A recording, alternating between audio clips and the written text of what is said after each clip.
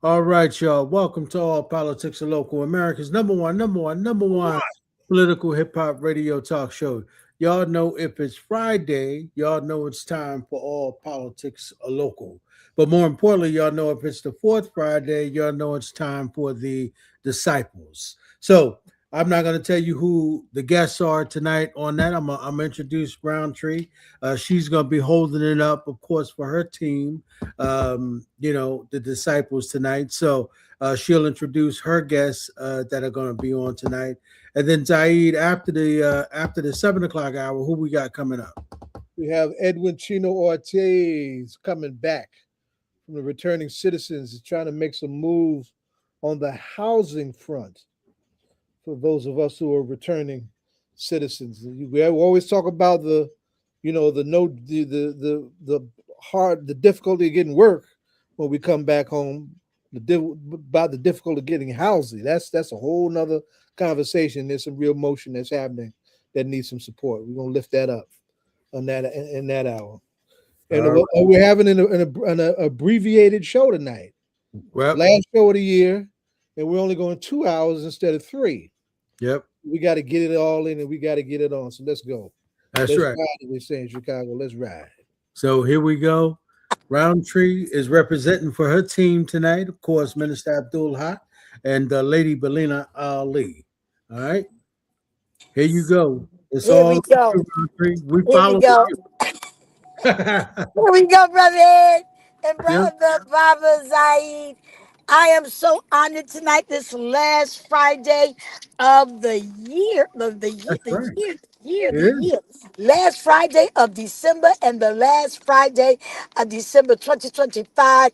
Here representing my other two co-hosts and on the Disciples. It is, you know what? To be on A-Proud, to be on the number one hip hop radio talk show. I'm just telling you, it is an honor. It is a pleasure. We are excited about you, brother Ed. I said that when you called and said we was going to be on for 2 hours, and the other two co-hosts had other obligations, I said, well, now wait a minute, because I know I love to talk. I love to talk, but the truth of the matter is, we need to make sure that we have someone on here that's going to give us information, educate us. Baba can run a 5 hour show all by himself. And don't bring Larry Ham on here and Baraka. You don't need no other guests because by the time they run down the history book, it's over. I had Larry Ham speak in my church a couple of times for Black History. And you know how people be looking at their clock when the preacher talked too long? I got a little nervous because they didn't even move. He'd already been speaking an hour. Somebody come on and say, Amen, Ashe. I'm just saying. So tonight we're excited to our brother Minister Abdul Haq Muhammad, who is not with us tonight, and to my beloved sister, who is not with us as well. We send them blessings and prayers for wherever they might be in the atmosphere, in the city, in the state, in the country. But the Lord blessed us because, like I said, I couldn't talk for 2 hours. But Brother Ed, Brother Baba, I think the best thing we could have done was to invite someone who knows firsthand about Kwanzaa, who knows that while we're celebrating the first day, Umoja, which means unity, the Bible declares how good and pleasant it is for brethren to dwell together in unity. But we know that in Kwanzaa, on this first day, there is a young man that I am excited about. He is one of the most profound young men in African studies. I'm going to tell you, y'all can see I got to pull over because, we don't want no issues while I'm behind the wheel. So I just pulled over because once I introduce this brother, the gentleman that started this movement was a young man that came, well, I believe he's in California now, but you know what I'm not going to do, Baba? They say when you don't know, you let somebody talk who know which way to go. And that is a young man I'm getting ready to introduce. I'm so fond. He speaks life to my son, as most of you young men do that are on here. He speaks life to a community. Whenever I see him, he represents all of us very, very well. He is an educator. I want to introduce to those who have tuned in to America. I'm going to say America, the country, the world's number one political hip hop radio talk show tonight. We have none other to speak on our first day of Kwanzaa on the oh God, on all politics are local, the one and only Dr. Akil Khalfani. Now, anybody that knows Dr. Khalfani knows that Essex County would truly not be what it is if we didn't have the professor of sociology, Africana studies. He's the director of the Africana Institute. So we want to introduce him tonight as we celebrate the first day of Kwanzaa. We're going to ask him to talk about some things that, well, first of all, as an educator, there are people on our show, I'm sure, and if they're not, when they tune in, Brother Ed, Brother Baba, the dialogue between Brother Baba and Brother Khalfani, well, Dr. Khalfani will be profound. But I want him to just talk about, he has another show. I grabbed him in the middle of his schedule, so I need to shut up and step back and just turn it over to Dr. Khalfani so he can do what he do and make it do what it do. It's in your hands, Dr. Khalfani. And, Brother Khalfani, before you speak, I want to applaud Councilwoman Roundtree. She is the hardest working elected official in America. I don't know. Nobody works harder. A little behind down. Yep. I just want to say, Roundtree, since you've been an elected official, you work harder than any elected official I know. And I've been in this business, in this game, a long time. I say. Yes, indeed. We know that for sure.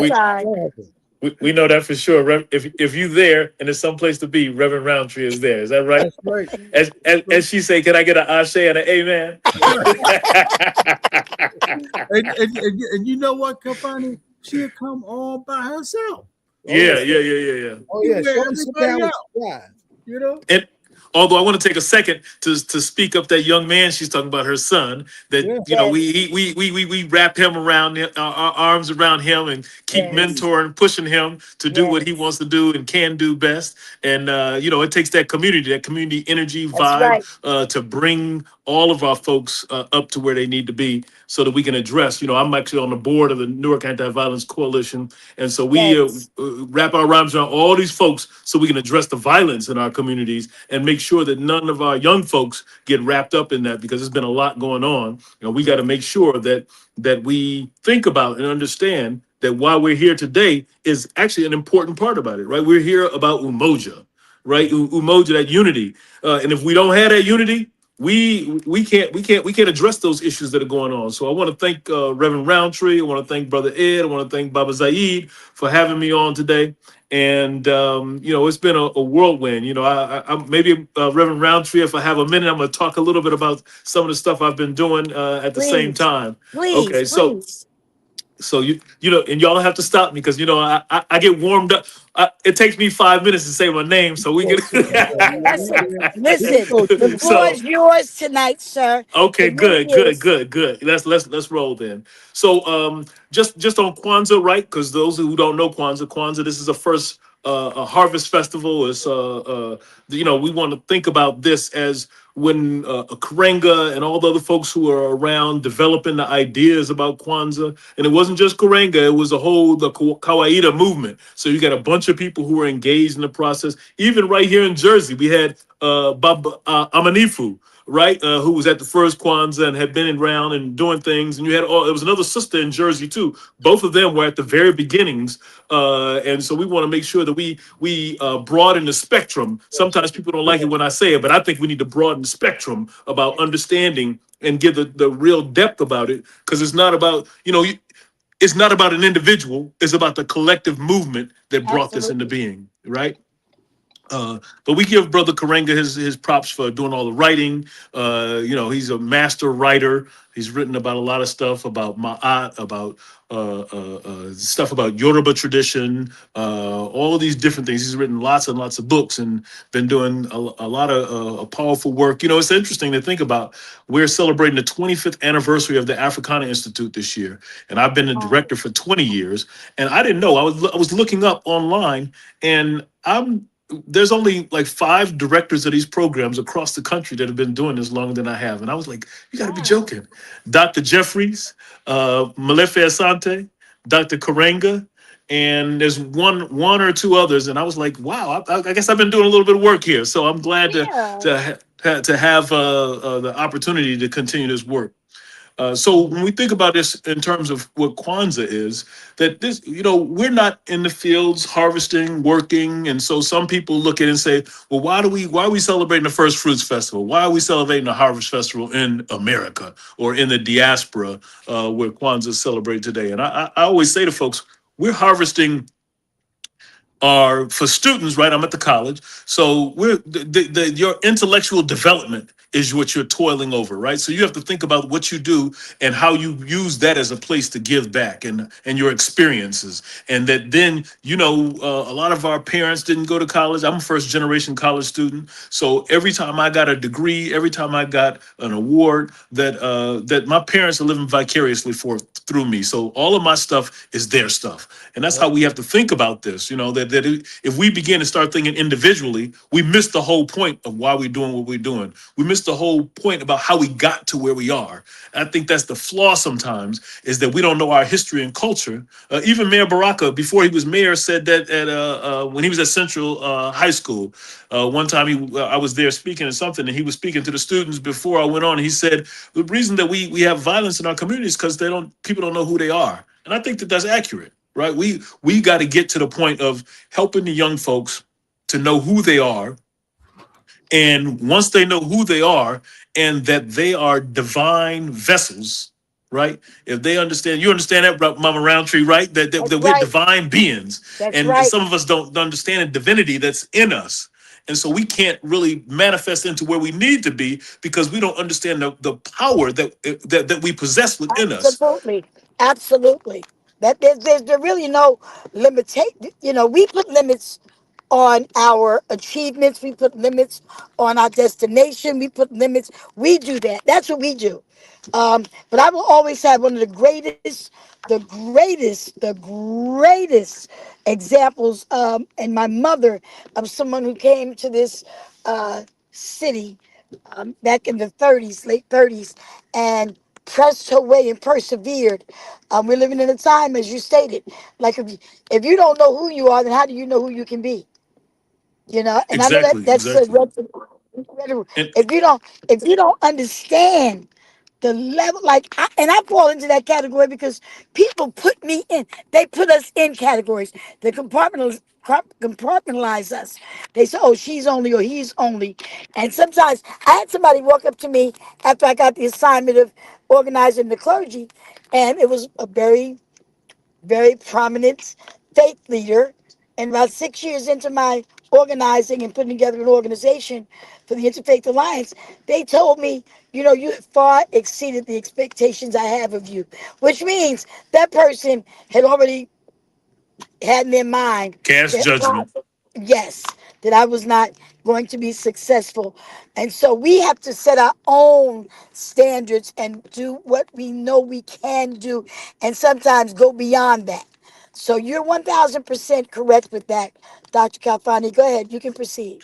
Yeah. So the way you said that makes me want to make this connection with Sankofa, right? So that we've got to think about all these things in terms of the Sankofa, and that the young folks, if we were to give a better foundation of that, right? Sankofa is a Ghanaian idea, bird precept that you've got the bird is looking back but flying forward, and that means that to know where you're going, you have to know where you've been. You got to know where you're coming Absolutely. from, That's right? right. And even in that, I think that that's a apropos with the idea of Kwanzaa, right? So Kwanzaa is a 7-day celebration. Today's the first day on Unity, Umoja. You know, we greet each other on Kwanzaa. First day, we say Habargani, and the response. Bargani.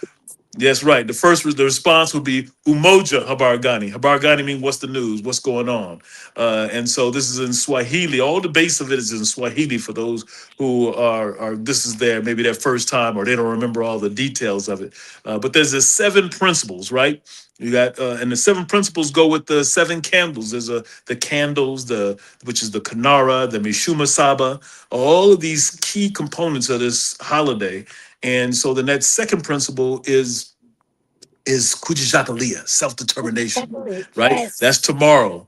And then we Yes. have Ujima, which is collective work and responsibility. Ujamaa, which is cooperative economics. We got to get together with our economics. And I'm going to talk a little bit about this when I speak about my trip to the continent. I've been to the continent in 3 different countries in the last 4 weeks. And so we want to talk about that a little bit. And then we got, after that is Nia, purpose. Why are you doing what you do? What drives you? What is the force that sits you down and say, this is where we got to go? Now we know somebody who got a purpose. Her name is Reverend Roundtree, right? We know she sits on her purpose every single day. That's right. So I like that. but we can't do anything with this without this next one, and that's creativity. Brother Creativity. Khalfani. She Yes, sits sir. on her purpose every day plus Sunday, right? Wait a minute. And the Bible Right. says the Lord rested on the 7th day. That's Right. So right. But she don't rest, so we know. No, that's why I said plus Sunday, right? wait a minute, but before you go on, there's a contradictory statement that says you got to work while it's day because night is soon to come. So whenever night comes for me is when I rest. It could be 2 o'clock in the morning. People say, "When do you sleep?" I said, "When I go to bed." You know, Asha. brother, Dr. So then we got to have creativity, right? We bring all of the and creativity. We sometimes just think of it as in terms of artwork, and I think that that's a erroneous interpretation of creativity. When we talk about creativity, we got to talk about our educational creativity. So how people develop ways of thinking and doing, develop ways of different things about scholarship, different ways of analyzing things. All that's creative. In addition to doing poetry, doing literature, but our inventions. I sit on the board of the Black Inventors Hall of Fame Museum. All those inventions are about creativity. So we have so many different ways and forms that we're creative that we need to think about how we utilize and bring that stuff into the forefront of what we're doing. And the last one, without it's hard to move forward. And that's Imani, faith. Now, faith. Sometimes we get confused, Reverend Roundtree, and we think that faith is only about religion or spirituality. But faith is That's in no, it's not. faith in yourself, That's faith right. in that your ability to be successful. You know, That's right. if you don't believe in yourself, you how you can have the best idea and still not be successful because you don't have faith that you could actually be successful in the outcome of what you're doing. So all of those principles are there for a reason, and we got to make sure we're clear on that. And so here we go with scripture again. It tells us that faith without works are dead. It also says Hmm. without faith, it's impossible to please God. So whatever you do, you've got to have the faith to know that you can do what you need to do because your faith is going to sustain you. I tell people, I know there was a Bishop Rawls once told his son when he had to have a kidney transplant, he said, now is the time that you got to put your faith to feet and practice what you preach to other people. So that faith that's key. That is so key. It's like believing. It's like yeah. Oh, the snow is really coming down, guys. I hope you guys are somewhere safe. But yeah, faith. That was a Las sidebar. Vegas. Oh, you know what? Let's just put it right. I'm like, listen, when you fine, you real good. You don't even see a drop of rain right now. That's right. That's right. Just try here. It might rain today. But yeah, that faith is a key component to life itself. Father, faith is a key component to breathing, to living, to I say. moving. Yeah, it's okay. Go ahead. Let's like when we're talking about that though, I keep saying Ashe, you say Ashe. I want also to put context on Ashe. That is that Ashe is not just a word. I mean, it means similar to saying Amen or Amen, but it also is about power, right? The power of what comes out your mouth. So when we think about Ashe, is that we actually have power to transform the world in which we live. And if we understand that power, then we have responsibility with the power. And so those are all the things that we need to be thinking about in terms of that. That unity doesn't just happen by itself. It happens because we have That's the right. power to manifest unity. Unity has to be worked towards and for, not just hope it. I always tell students, I say, get rid of 3 words I want you to eliminate from your vocabulary: hoping, wanting, and trying.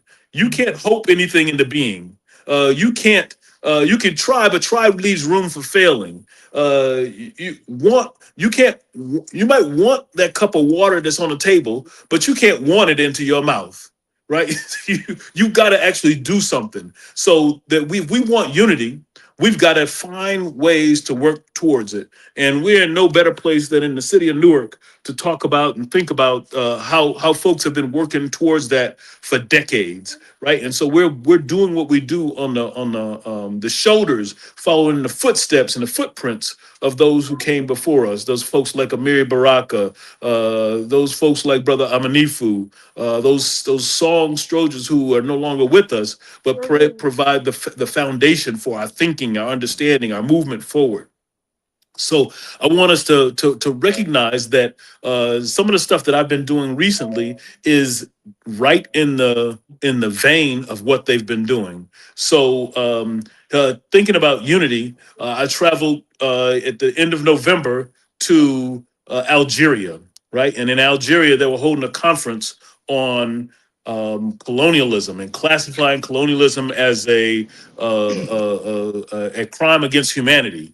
And so then that actually went forward. And then we drafted the Algiers Declaration that then went to their formal governmental bodies and went to the African Union. And so now the government in Algeria has actually passed resolution or maybe even a law just claiming that the wars, the colonialism, and all the actions of the French government were all acts against were crimes against humanity, and so that's going to have major impact in terms of how that manifests itself in the next. I say 6 months to a year in terms of the relationship of the French with Algeria, and its already tense relationship with African countries in the Sahel, right? So then you begin to start manifesting all these things. And then if that went to the body of the African Union, it's actually going on, I think it's February it's either the 16th or the 7th is somewhere in there. It's going to be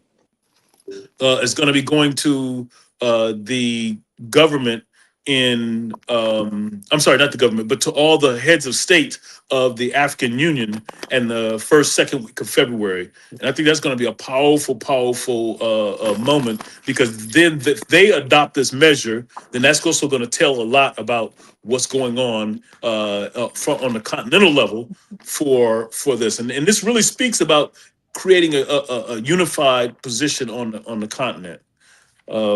And so then that was married. I came back to the States for about 2 or 3 days, and then I left again and went to Togo. And Togo had the Ah, Ninth Pan-African Congress.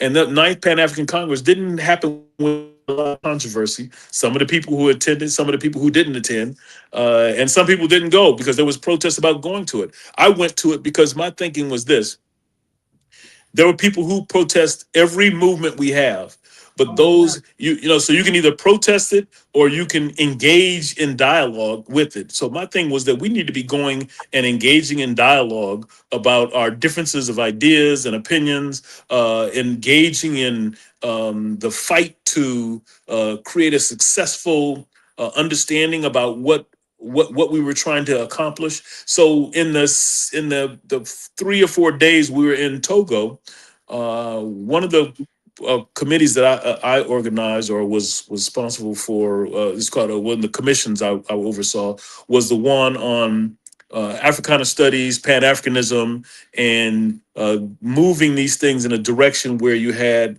a vibrant discussion with folks from.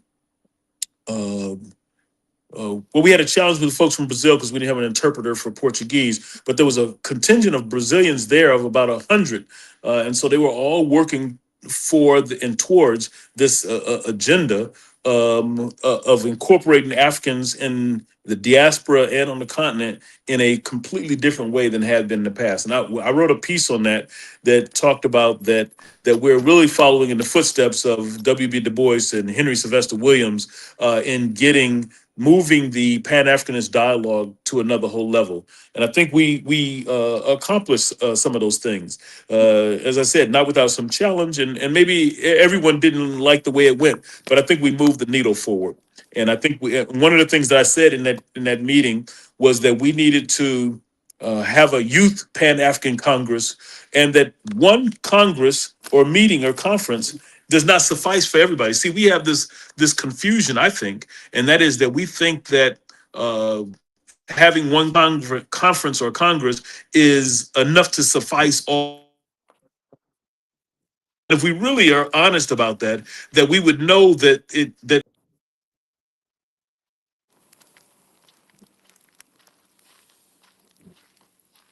Uh-oh. Did we lose him? Yeah, I think we lost him. Let me just text him very quickly.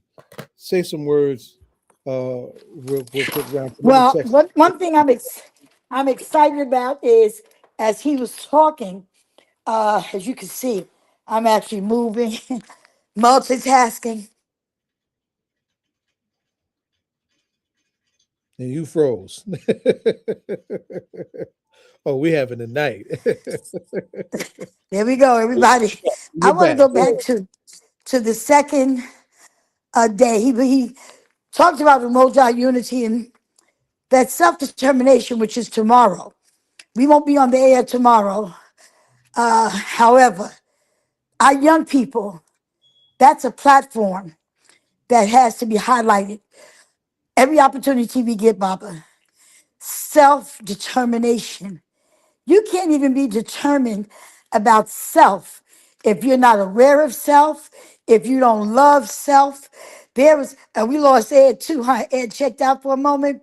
You just can't. I am so sure that with what Dr. Khalfani is telling us and how he's educating us on not just the trips to the various countries and not just on the different principles, but as I know we were harboring and elaborating on faith for a minute, but I'm just thankful for people like you, Baba, for people like Lawrence Ham, for people like Mayor Baraka. I'm just thankful for people like Dr. Kafele, people that not only talk about the experiences of Africana studies or things that have happened on the continent, in the continent, people that have traveled. I'm excited and thankful that the self-awareness of all of you have made such a difference in our lives, because they said if you throw enough stuff on the wall that eventually some things will eventually stick. And I don't want to use the word that they say. So my thing is that if individuals are being educated and consistently, like when they were trying to take out of the schools, take out of the schools, take out of the libraries, trying to erase our history. You can't erase something that somebody's around to tell the story. That's why it's so important that we as African Americans, as a people, document our stories. Because just as the King James Version or the inspired word of God has been written in different translations, no matter who was there, somebody was telling somebody a story because they were around. Now, whether it was all accurate or not, Dr. Brown knows about the Synoptic Gospels. So there's four folks that was writing a story that walked with Jesus that told it a little bit different, but there was a lot of similarities. That's just like I tell Ed a story today. By the time Dr. Kapele or Baba get it next week, it will not be the same story. There'll be some similarities, but it will not be the same story that I actually told. So it is important that we are determined to make sure we document, and that is not just document, but be determined to know that we can tell our young folks that you can do anything you put your mind to. There's no way back in. I tell folks, Baba, I don't know because I'm not one of these. I should say spiritual to the point where when I was here before, I might have been a baby or baby giraffe or something, or a giraffe or so I don't believe, I don't know about reincarnation. I don't know anything about any of those things. I just know that I'm here now. And I do know that hundreds of years ago that our ancestors were brought in on ships. I do know that there are stories that they say that you call them what you call them, Baba. But the clear folk went in and took us, but somebody had to let them in. Can't nobody come in your house unless they kick the door in or you open the door and let them in. So there's some twist to that story as well. You don't blame it on the clear folk, because I'm sure there was That's right. somebody. You can't blame. So we can't blame it on them if we don't tell our history and tell Let me our tell you, children. you get your second guest is here. And as she I comes know in, I'm getting ready to introduce her in 2 minutes because she go to bed. I see Dr. Marcia Brown. You listen, y'all tell me to fill in. You know, if I fill in, I'm gonna fill out and just cover all the bases. But this one, this, this, this, that's the close out for Dr. Yes. Khalfani. But let me tell you something. Reverend Doc, I call her Reverend Dr. Marcia Brown. I am so excited. Brother Ed, let me tell you something. If it came to and I don't believe in competitions and all that type of stuff, but you was talking about my shows and people's guests. Baby, if I start inviting guests every week, every show gonna be lit. Every show gonna be hot. Indeed. Every Indeed. show gonna have somebody on that you want to hear from that's got something to say and that is saying something. And they not doing what James Brown said. They ain't talking loud and saying nothing. They you know, talking right yesterday and was saying the anniversary something. of passing. Say what, sweetie? James Brown actually passed, left us for the land of the ancestors on Christmas Day Come on here. a couple years ago. You can't make this up. Can't make it up. Can't make it up. I had to throw But that. can't Amen. make it up. Amen. But listen, I want to introduce this wonderful, phenomenal woman that has taken the time out of her crazy busy schedule. Only Reverend Roundtree would call somebody, and I don't do last minute. That's why January we gonna have you gonna know who our guest star for January, the first Friday in January. Even though it's not my night. Welcome, Dr. Marsha Wilson Brown to All Politics of Local America's number one political hip hop talk show. You are our guest this evening, and Dr. Khalfani just spoke with us. Of course, you know the number one producer with the political, like All Politics of Local, is none other than our beloved. Oh, we got both of them on here. This gonna be hot. Uh, Brother Ed Riley, of course, we know Baba Zaid, and we know that he has no filter. But of course, when the disciples are on, he tames himself just a little bit. He don't cut what he said. He just say it a little different. But Reverend Dr. Marshall Wilson Brown served as a senior thought leader across government, philanthropic and higher education institutions in Newark and the state of New Jersey since 1979. Brown has more than 40 years of engagement in community development advocacy and governmental relations, focused on public policy, housing, education, and nonprofit leadership issues. For 22 years, Brown served as vice chancellor for external and governmental relations at Rutgers University, Newark, working on building legislative partnerships and anchor institution collaborations. At the U.S. Department of Housing and Urban Development. Brown served 17 years in labor relations and community planning, serving local government and county executives in New Jersey. She also served as a philanthropic program officer at Lucent Technologies and helped structure their multi-million-dollar spending portfolio in Newark, focused on toward Newark's nonprofit engage in rebuilding neighborhoods and promoting pre-college and college pipelines. Similarly, Brown ran the minority student program at Rutgers Law School, where she helped to create pathways for the admission of underserved. Now listen, hear me. I can read about 20 pages about this wonderful, phenomenal woman. At Rutgers, Brown was part of the senior team that helped expand its anchor institution program serving the city of Newark. I am so excited to introduce this phenomenal sister that is not a phony. She's not a fake. She is one who is the real thing. I'm going to read this last little paragraph because you can't make this up. You didn't send me your stuff, Khalfani, but I know Dr. Brown had her stuff. I should have asked for it because yours is probably just as long as hers, probably another 25 pages. But Dr. Brown, do you hear me? Yes, I hear you. I hope that the listening audience hears you as well, because Dr. Brown is a graduate of Michigan State University. She is also an alum of the Rutgers Newark Law School, and upon graduation, clerked for the New Jersey Supreme Court Chief Justice Robert Willits. Ms. Brown joined the law firm of Smith and Mullen, working on racial discrimination litigation, and also maintained a private practice.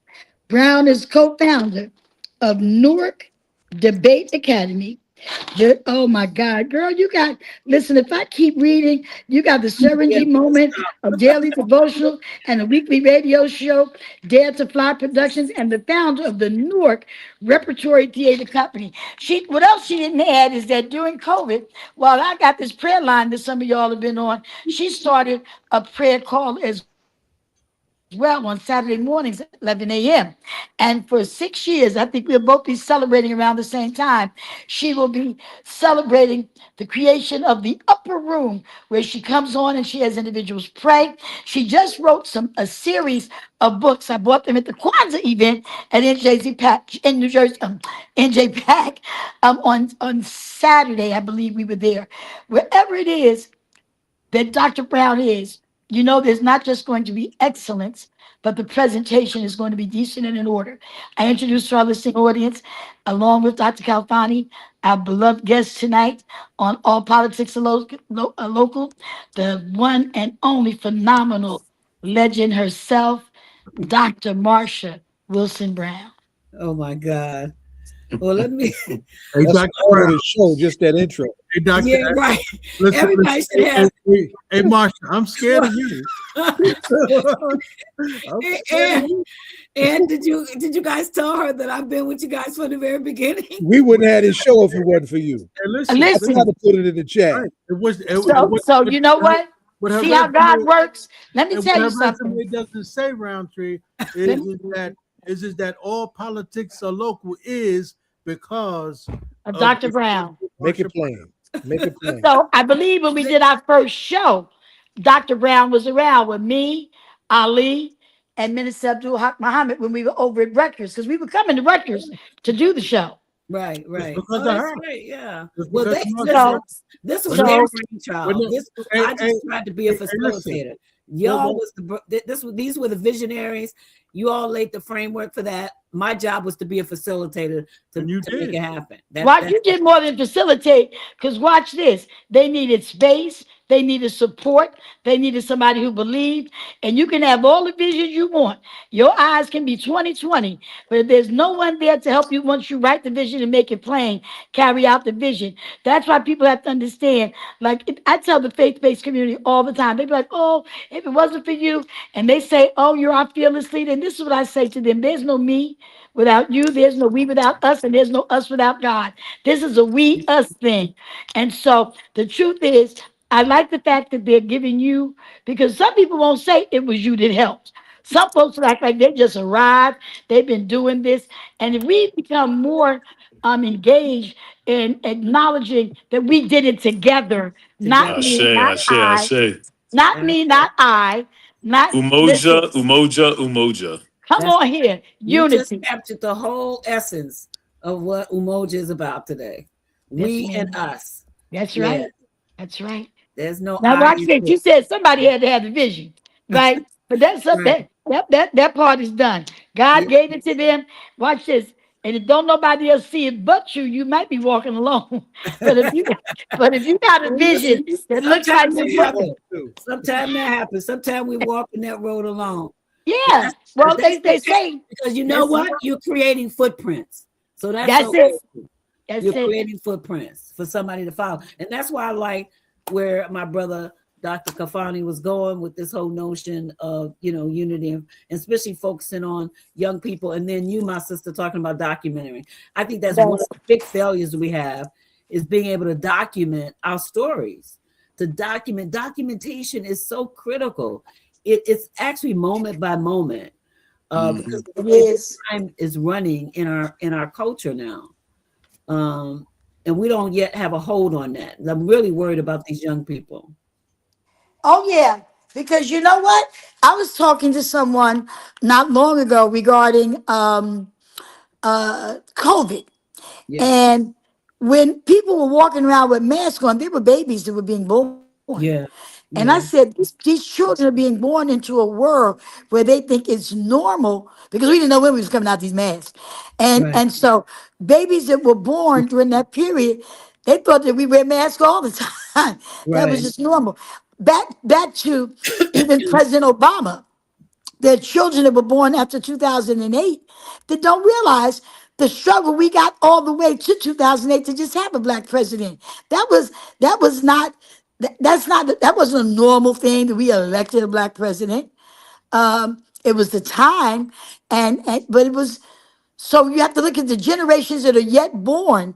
What are they being exposed to? What do they think? What do they know?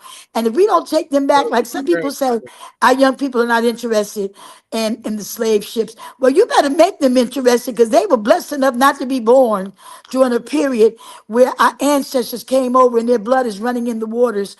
I'm not saying to beat it in their heads. Like when my son was growing up, I put on Roots, right? Roots. He couldn't make it through the first 30 minutes. He was like, oh my God, I can't watch this. Oh my God. Oh my God. Oh my God. I mean, so if you can't watch it, imagine if you had to live it. I know. Yeah, it's true. But one of the things I had to come to realize was that, I couldn't expect our young people to have the perspectives that we had when they didn't have the struggles that we had. They didn't face those struggles. They didn't face having to having been forced to sit on the back of the bus. They didn't face being around in a community or in an environment where people were being segregated, where people were being lynched, where people were, there weren't those kind of political wings that they had to develop. And so unless they're taught, unless that's a methodical, a very intentional process. One of the things I was saying on Saturday when Akil and I were together, and you too, was, when I was in Africa in Tanzania, every week, it wasn't just like once a year, every week, the people told the story of their liberation. Every Thursday at the Village Museum. Can you imagine? So every Thursday, every week, they're learning over and over again what they did to sustain themselves. And so the children know, their children know, and their children will know that story. But we haven't, structured that. Like, we need to pick up that lesson. Yeah, we're event oriented. So, every year on this date, that's when we celebrate, the principles of Kwanzaa. Well, actually, in Newark, for example, we should every week we should have the Village Museum. We should have the stories being told. The griots there. We got so many of them. People on this line should be there telling our children those stories, because then it'll be normalized. It's not normalized now. And so, their minds are being captured by this machine called social media. I've been trolling social media because I realized I didn't know what was going on there. I really had no understanding of what this system, this space, is all about. It's some dangerous stuff in there. It'd be very consuming. It's some good stuff going on too, but it's some dangerous stuff going on here. And I see a lot of I'm noticing a lot of younger Black people, say between the ages of 28 and 40, who are really using that medium. And they're talking about their people, they're talking about we, us, but you really got to study what they're saying. That's right. I think also that how you doing, Sister Brown? Well, good to see you. Oh, my brother. Again. It's my brother, yeah. Yes. In fact, we've been together since we were the Newark Repertory Theater when she started that. I was one of the actors. I was one of the actors of the In For Color Girls. Absolutely. We had a great time. Tell me till after she started it all. And she slid in about Saturday. Let me just give her props for Saturday. On Saturday, she was inducted into the Council of Elders, along with a whole crew of other folks at NJPAC. So let's give her props due there. So congratulations to her, attorney, Judge Higgins. Judge Higgins, yes, both of them. Yeah, Anthony. With a long list of elders who are already there. So I shade Julius Williams, Sharp James. Oh yeah. Yes. But she's a Dr. sister. Yamba. I was looking for the women. Yes. No, it's a lot of women on there. They're there. I'm always looking for the sisters. What can you say about Betty Niels? I mean, this sister. Oh my God. What is she, 90? 90 years old and by memory reciting. Yes. Yes. She did a beautiful job with that poem. That she turned it out. She turned it out. Yes. And, she had the nerve to say something to me, and I said, "Sister, please, I honor you. I honor you. I lift you up. Right, because this elder. I mean, these are the people whose footprints that we are walking in. Right? We're walking, and I want our children to walk in these footprints, but they got to know why. They have to understand why, and we got to get them.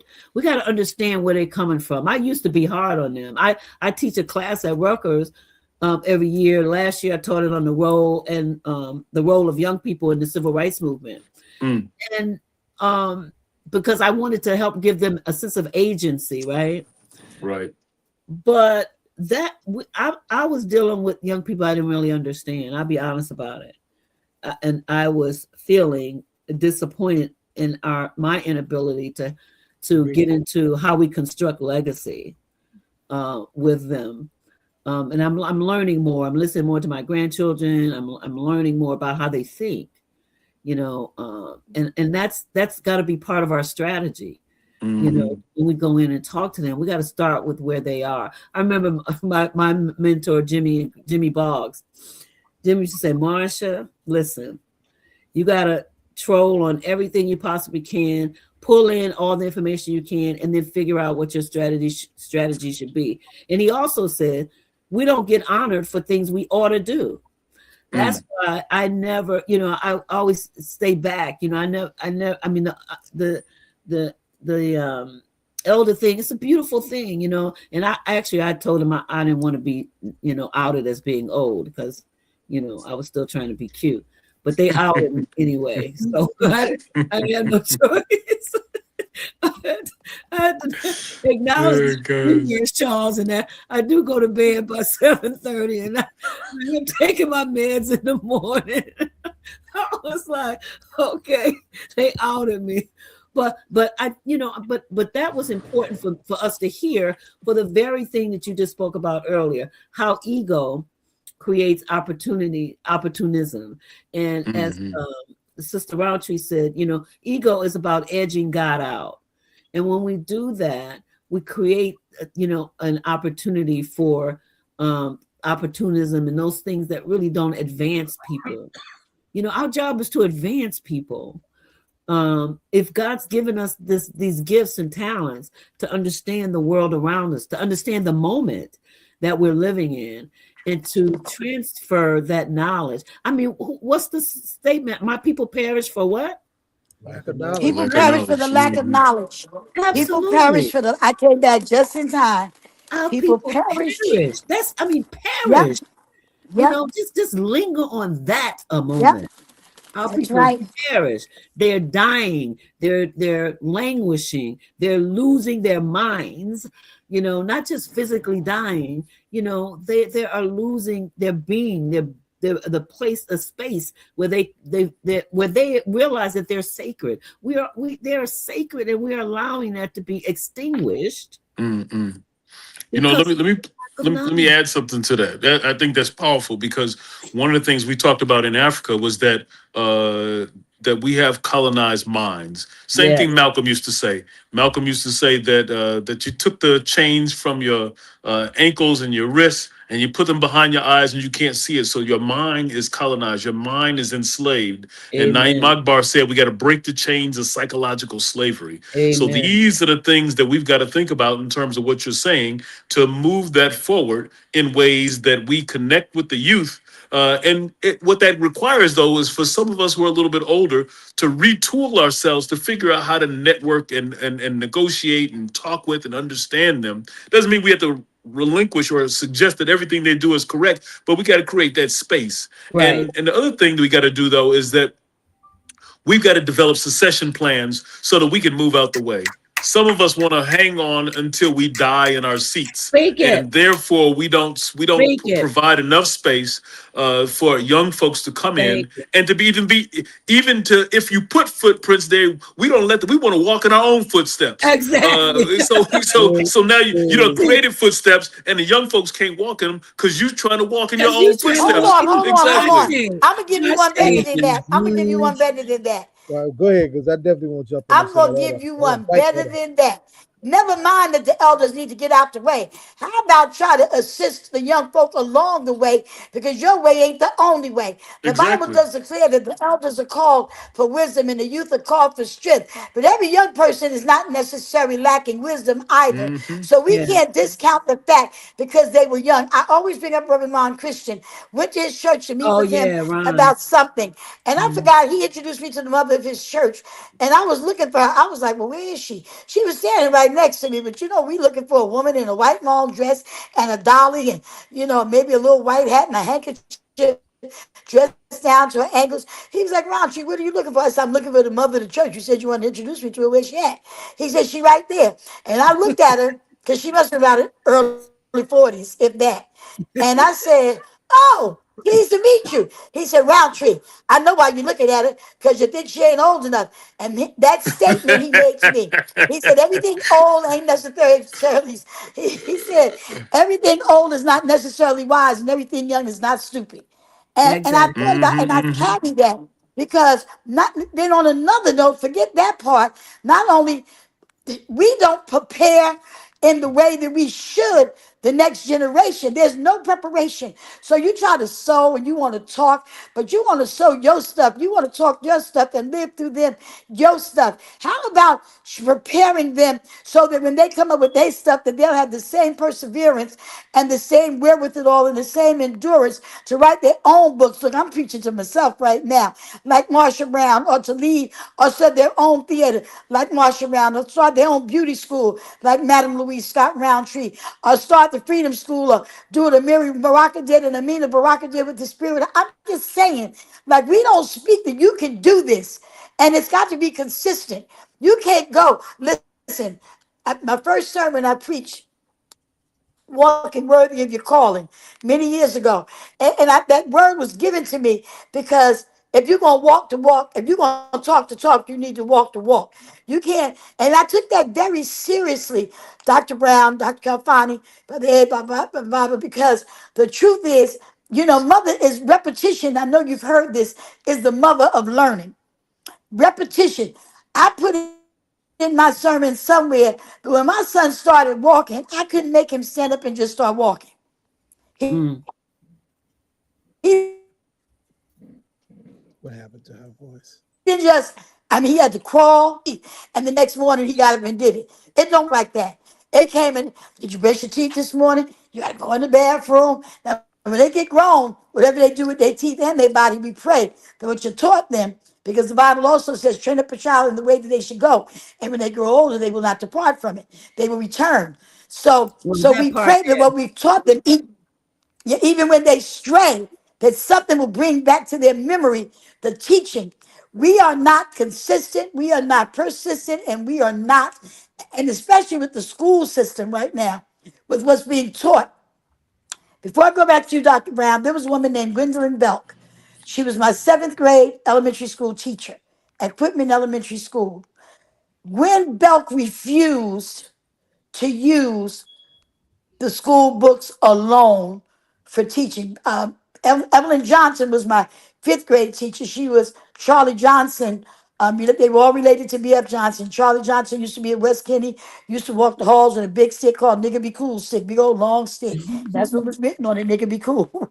So the people at West Kenny weren't acting crazy back then. But Gwen Belt introduced in our curriculum, and she fought for this, that we were going to read books like The Spook Who Sat by the Door. We were going to read Before the Mayflower. She was determined that she wasn't going to just teach out of the book, because we always thought George Washington chopped down the cherry tree and never told a lie. She said that's a lie by itself. Okay, so she was like, we ain't doing that, and she was able to get them to agree. So I was reading Before the Mayflower, The Spook Who Sat by the Door, believe it or not, and that type of material in 5th and 6th and 7th grade. Anyway, we don't have that now. I don't even know whether, we're going to have to get down deep with it, but I know Zaid wanted to address this issue of succession. No, this is y'all time. But that's what I was saying about succession, that if you don't prepare, as I'm addressing that, Dr. Brown, succession. Yes. The Jewish community, they try their best to make sure that whatever they leaving, that somebody's son, child, something, gonna be running their business. Oh, yeah. We in government don't even look for the person until we decide we ain't leaving office. Absolutely. That 75-year-old president of the General Baptist Convention, New Hope, so all these conventions and associations, these people want to hold on to stuff until they go to their grave, rather than who's behind you. Sometimes people don't even prepare the person that's next in line. Oh, yeah. To work with them as they come in, but unless they're doing it their way. So that succession piece is really important in our community right now, because Dr. Khalfani, you say you've been here 20 some odd years. Yep. African. Who's next? I'm working on that right now. As a matter of fact, that's one of the things. I just posed a question. No, I understand. Yeah. I understand. You have to give me no answer. My question. That's for everybody. That's for me. And then even I know Akil has been working on this for a long time, because he's dealing in these circles with young people. But then, there's also the issue, and I know Ed and Zaid understand this. We got to be rigorous in our analysis, and we have to be rigorous in the development of strategy, because we can't just push people in positions they're not ready for. No, but we do. We do. We push who we like. We push who we want to support. Right. They're not prepared, and then we fall back even further. And sometimes, and I know that this might not be a popular thing for me to say, but I'm gonna say it anyway. Sometimes we push our family. Sometimes we push our friends we push people who really don't want it. That part right there. Who, No, it's true. Who don't want it and who are not ready. Right. And so then we can't move to the next level. Wait a minute. But I want to go back to the point about the youth for a minute, because the other part is that we forget that the movement of the 60s was the youth. Malcolm X was a kid. Malcolm was in his 20s when he started. He died in his 30s. Right. Martin Luther King was in his 20s. He's died in his 30s. Absolutely. If you look at South Africa, the Soweto movement, those were grade school kids. Right? So you got all these kids involved. But we don't even want to let them out the door. Right, so we gotta release some of our attachments so that they can. Why I wanted to tell them about what these children have done. I mean, if it weren't for the children in Alabama, King, the movement with King would have died. Right, he himself. Those kids put their bodies out on the line, with dogs and water hoses all on their own. They marched out of school. Told the teachers they were going to march, and they knew they were going to save the movement. We need to convey, and we did an analysis comparison, as you say, Khalfani, with the kids in South Africa and then the ones in in the southern portion of the United States.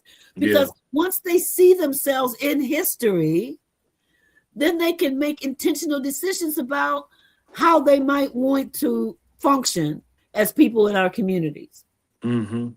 Because right now, and Dr.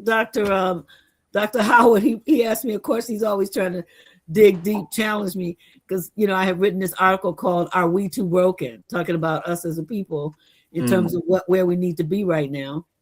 And he said, Marcia, who is the we you talking about?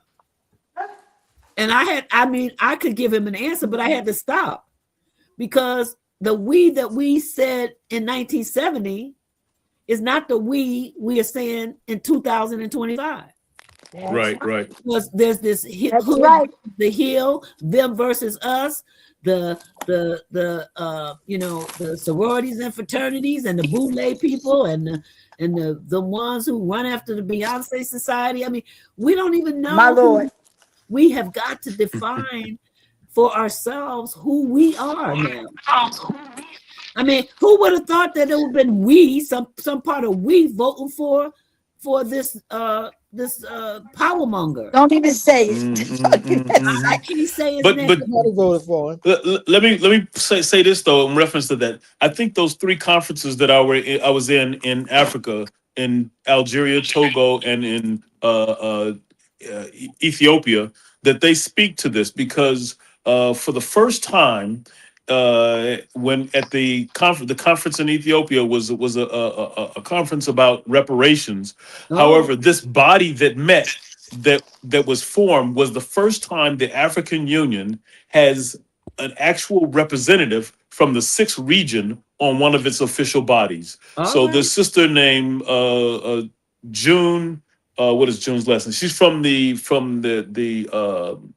Caribbean, so from St. Lucia, but she's a member of CARICOM, and she's a former ambassador, and she's a brilliant sister, June Sumner. And so she has been doing some powerful work, and I'm glad that she's on the body, because she brings a wealth of resources and intelligence to the movement. And the point, though, is that the needle is still being pushed forward. And some people don't understand it. Some people don't appreciate it. Some people think that it's the wrong move. I think we need to make lots of different kinds of moves, and we're not going to agree on all of them. But each one of them pushes us along the way. So that's what we got to be doing. We've always been a diverse people, right? Always, and that's okay. But as Malcolm used to say, look, every finger is different, but that hand, you can't. One finger can't move anything. You need the hand. And so we have to figure out how those roles can be identified and defined so that we all work together. I know time's running out, but I want to say, listen. No, we got good time. You are right, Dr. Brown, because there's a couple of questions that have to be answered as well. People are asking questions. So go ahead and finish your thought, and then I want you to address a couple of the questions that have been asked on the line. One of the things that when I was at Rutgers and I was talking with Raz and we were trying to figure out ways that we can begin to upgrade the political consciousness of the community, because really, if we think about where our people are at from when Ken Gibson became mayor, so now the level of development is not where it needs to be. And so Red's been doing a lot, with the, but one of the things we say, we just sound very simple. What if we put up billboards in every ward, and those billboards would run 24/7, and those billboards would tell the stories that we want to tell about who our people are, about places and spaces and things that they ought to know. Could be wisdom tidbits. It could be, historical things. It could be bibliographies, like this sister's asking now, who's a 10th grade teacher, what books should her students read? We could put book recommendations up on those. Those billboards that are like the ones but those who are old like me remember in the drive-in, the old drive-ins we used to go to. And we had even costed out. We could get a billboard in every ward for $35,000. And here's the thing. We would teach the people in those wards to run the data to figure out how to, be the data technicians and to run those billboards. So the people would be running them themselves. And we would be the consultants. Right. We would be their, consigliores, or we would be there to help them to do what they need to do for themselves, because we make it too much about us, about the people with name recognition, about the people with titles, about the people, most reverend, high level bishop of the high named, kingdom. It's not about them. Right. It is about the people. My people perish for lack of knowledge. It didn't say Marcia Brown or Dr. Khalfani or Zaid no, it said the people. Right. It's the people, it's the mass. And think about this. We have almost 1.5 billion African people around the world. And so we've got to think about, how do we get all of those brothers and sisters engaged? One conference is not enough. One meeting is not enough. We need to be having lots of conferences, lots of meetings, lots of discussions to push the envelope. And I think that the piece you talked about Tanzania, I want to work on that. I'm going to think about how we can do that. And that is that having regular things where we engage in dialogue, intergenerational transformation, transmission, intercultural transmission, right? We got to bring the Haitians and the Nigerians together, the Nigerians and the Jamaicans together, the Brazilian and the African Americans. We need to be having all these different dialogues so that we can push the envelope on our thought processes. Yes, absolutely. You are so right. It should be intersectional, and it should be transracial. It should reflect the diaspora. Right. Instead of us, getting caught up in these divisions. You heard of this thing called the what do they call it? The foundational blacks versus the the foundational Black Americans and the and the other ones we got their hands on in our community. I know. I'm not going to say there aren't tensions. There are definitely tensions, because people come over here, they don't understand. I mean, one of my students, Puerto Rican, don't understand that he's part Black. He's sitting up in my class telling me that his father told him that all Black people do is drink, have babies, have sex, and commit crimes. And that's what they grew up believing. That's crazy. And so we have to understand that we're not in control of the knowledge machine yet. The knowledge that these people. So we have to change that narrative. We have to change that, where it's coming from. And I think, for the 10th graders who, Alvis, if they haven't read Malcolm's bio, that's a good place to start, because Malcolm touches upon so many. Life. I mean, he's mine too. I mean, my life. I went to college. I didn't know nothing about being. The first time I ever even met a white person, I was 25, 22 years old. I stole it in the drug transaction. Puerto Rican. I was 28 years old. Well, that wasn't my story. Thank you, God. My mother put me in a school, and they didn't want to let me in because I was in Newark, New Jersey, acting. Well, I was making the honor roll, but I was Mrs. Scott's daughter, so I thought I could make the honor roll and still do what I want to do in class. Like, forget straight A's, but I ain't got to go to school. I passed all my tests. She was like, I'm gonna put you somewhere where they're gonna watch you day and night, and they didn't want to let me in the school, Started the Academy. So my private school, high school days were spent and all white during the nights because I lived on campus. And during the day, they would bus in the African Americans from Asbury and Long Branch because that's where it was. Wow. And Long Yeah. Branch. Baby, I graduated in 2 years. I was so glad to get back to Newark to the mansion. I thought I wanted freedom. I couldn't wait. I went down there with all these fine clothes, and they was wearing. We think raggedy jeans just came into style. I know, right? Back then, that was the style. They would cut up their jeans. Now you pay $100 for. We would go to school dressed like we was going to church, remember? What? I went down there. I said, well, what in the what? And they was looking at me strange, and I was looking, and these was well-to-do clear folk. You know, and my mother was a well-to-do black, but I used to get upset in elementary school because I didn't like the way I dressed. These little lace socks and patent leather shoes, and these girls was coming to school with, and the teacher had to tell me in 5th grade, because I actually cried one day. I came to school, and she said to me, do you realize that your mother is preparing you to dress the way you're supposed to dress and take pride in how you look as a little girl? She said, not to mention that some of these little clothes that you're wearing, some of these moms might not be able to, or they dress their babies like that too.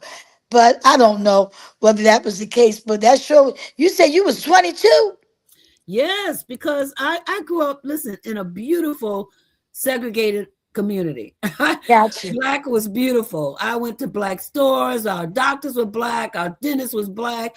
The grocery store owner was wait a minute, where'd you grow up? We had the first black supermarket in the country. It was called I grew up in a place called Inkster, Michigan. It was right outside of Detroit. Oh. Right outside of Detroit. I always say Detroit because most people ain't never heard of Inkster, but I will tell you the Inkster is famous for the Marvelettes. Malcolm's brother was in Inkster. Malcolm lived in Inkster. That's Malcolm's right. house was in Inkster. Had the house in Inkster. Absolutely. That's right. The Marvelettes used to practice in my house.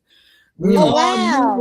In your house. You ain't tell me that story. I didn't tell you that story yet. Because Gladys Horton and my brother were in the same class together. So my gosh. We used to hear them rehearse before they went down to Motown to try out. Let me ask you a question. Is that written anywhere? No. Here's the writer on the. She just wrote some stuff, some inspirational. So that means you got to go write some more. Somebody needs to know. I'm bound, as I tell my grandchildren, to those who much have been given, much is expected. So they know they can't start with the me and I. They got to start with, what are they giving out? What are they giving out to other people? Because they've been born with privilege. So that's why I tell them, look, the more privilege you got, the more you got to give back. So if you don't want no privilege, you go out there and become a working class job. Yeah. So the Lord had a separate plan for me, girl. He let me be born. I was born with a silver, gold, and platinum spoon. Yes, you were. But somewhere along the line, the Lord introduced me to a plastic spoon. Somewhere in life.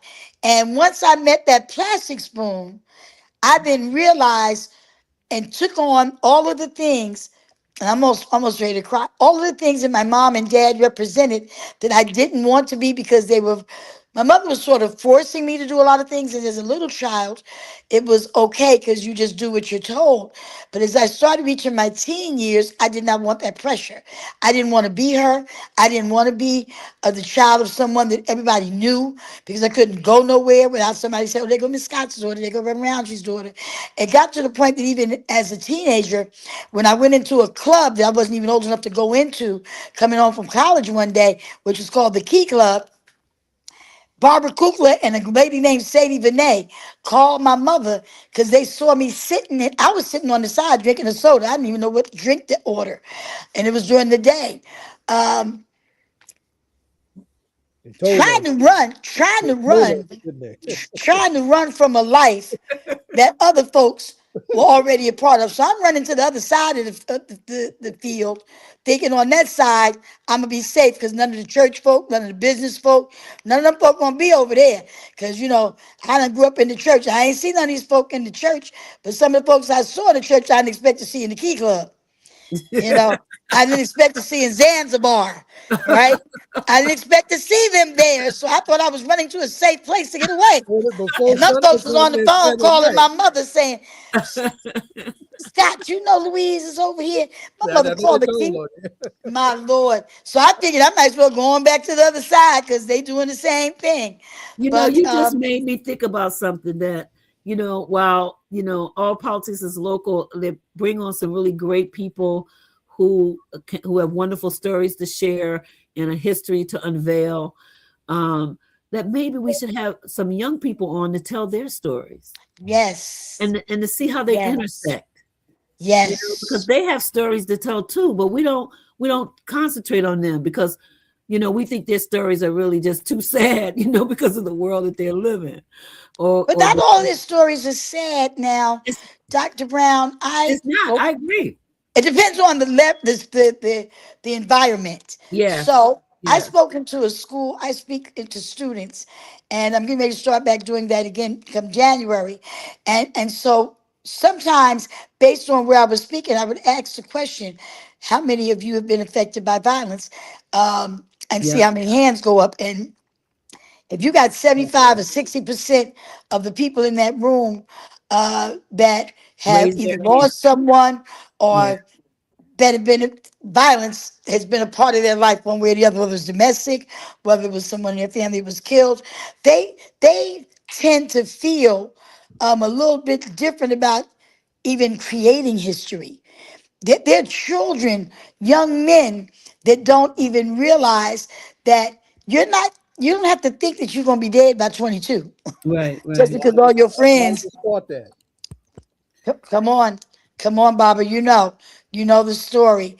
So it is our responsibility as elders to give young people hope no matter what their walk and let them realize that they can, whatever their story is. It might be something sad, it might be something glad, but it's something to build on so they can add to the story. I never even realized when someone told me to write a book start a book about my mother years ago. So I started writing, and then the same person called me back and said, and I haven't even gotten past the first chapter. Somebody called me and said they wanted to be a ghostwriter. And they said, you know what? You can't write just your mother's story because you grew up as her daughter. So you need to write the story growing up as Mrs. Scott's daughter. That's a whole nother life. Working in hotels and being in the hotel environment, being in the beauty school environment. So then he called me back again and said, you know what? You can't just write your story about your mother and being her daughter. You now got to write a story about you. And what you have evolved into. Everything I didn't want to be, Dr. Brown, because my mother was. Gwen Moulton came to me one day and said, everything that you did not want to be and said you would not be, you now are your mother. Not with the millionaire piece, because she, not that part. But my social equity is worth more than any dollar value could ever amount to. The wisdom, the things that I watched her do. And some things you can't get away from. That's why I say repetition is the mother of learning. Some things you can't get away from. If you watch somebody all your life give, take care of people, love people, if that's all you saw all your life, then at some point, that's who you're going to be. And that's what I watched. I watched my mother take care of the least of all of her life. And so I don't know no other way. Now, what I did not experience was her being a domestic. So the struggles that she had to get what she got, to get to where she was going, or to achieve what she achieved is a whole nother story. So when I talk about the struggle, she struggled in the 30s. I mean, she wasn't one of the people that they would have in the kitchen. She was one of the people they would have put in the field, Yeah. Yeah. because her complexion was a little brown. My mother was about your complexion, Dr. Brown. And Mhm. so to come here in the 30s, a single woman as a teenager, and to persevere, I know the story, but Mhm. I didn't have to experience that because by the Yeah. time I came along, everything was smooth sailing. I traveled. If I was 18, I traveled everywhere. Now you can't even get me on a plane. But I graduated from and I think because she was an older parent, she tried to instill so much knowledge in me, and she kept me near her hip in every business. So my Yeah. work ethic, when y'all say that when Brother Ed said I'm the hardest working Yeah. woman, all I know is Yeah. hard work because that's all Yeah. I saw. Yeah.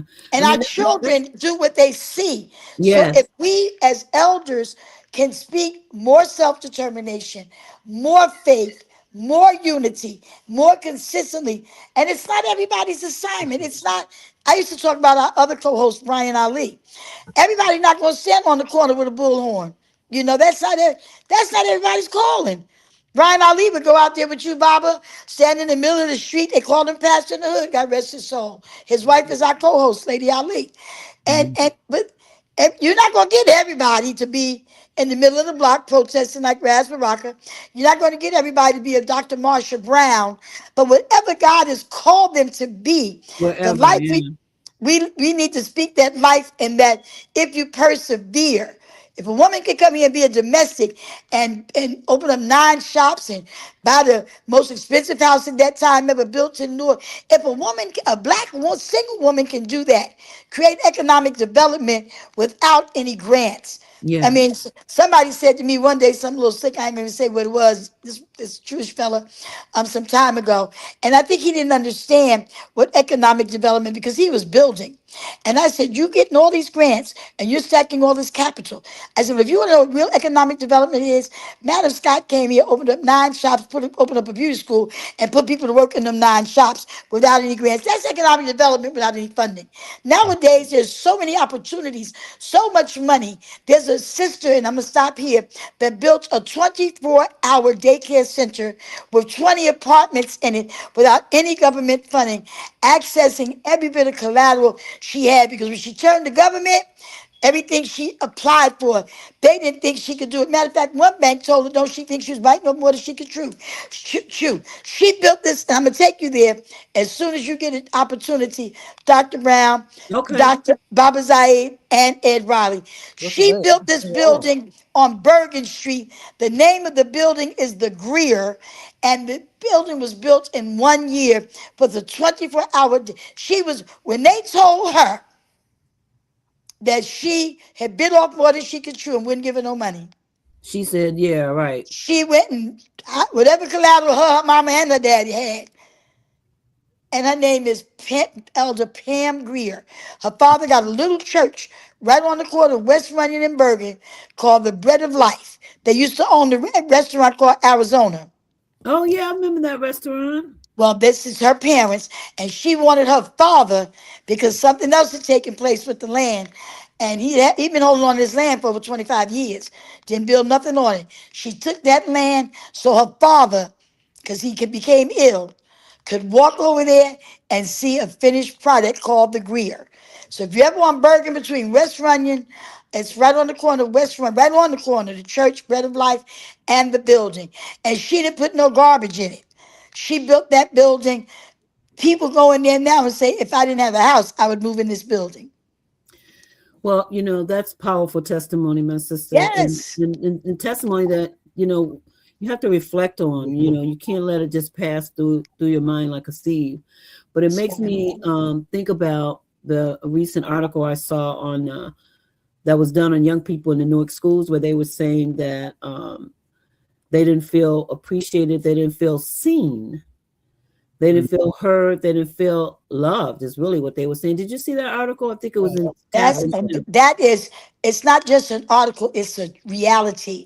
I It's started a, crying, yeah, it's because a it reality. hurt me so much, because I didn't grow up in a community where our elders didn't show that they loved us. They may have been disciplining us, they may have been telling us you're not supposed to be here, or giving us advice that we didn't want, but we knew that they loved us, that they cared for us. I mean, these kids actually think that we have animus for them. And I think that there's some Black people who do, or some people, who do show they don't like young people. And there's something wrong. And when I read that those kids were feeling like that, it just broke my heart, because everything that our ancestors have done weren't because they thought they would see it. They did it for those who would have come after them. That's what I told children. The reason you're walking on sidewalks where somebody's blood is in the cracks. So, and everything that you're able to do is because your ancestor made it possible for that to get done. And we owe a debt that we can't pay.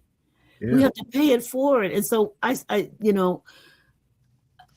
focus is on young people now. To be honest with you, I don't want to deal with the handkerchief heads, as we used to call them in the 70s, right? The handkerchief heads are not going to change. Nope. They're about themselves. For me, myself, and I. That's right. Habitual opportunists. And they could be found anywhere. Which has developed a generation of those type of people, which is why the young people that are striving to be successful have taken on that attitude, because that's what they see from the elders. Because that's what they see. When we were coming along, like you said, the hotel and the mansion were a block apart.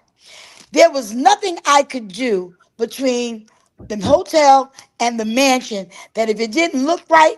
So if I walked past the mansion, there was a building called Brick Towers. There's, Carolyn Wallace used to live in Brick Towers. IYO. Yes. Carolyn Jim Wallace. There were a couple of times I called myself, instead of going home, me and my girlfriend I don't even know where we were going. We just gonna go. We walking down High Street as it was then, and she saw me. And she looked at me and she said, "Little Louise," because they used to call me Little Louise, and it was Big Louise.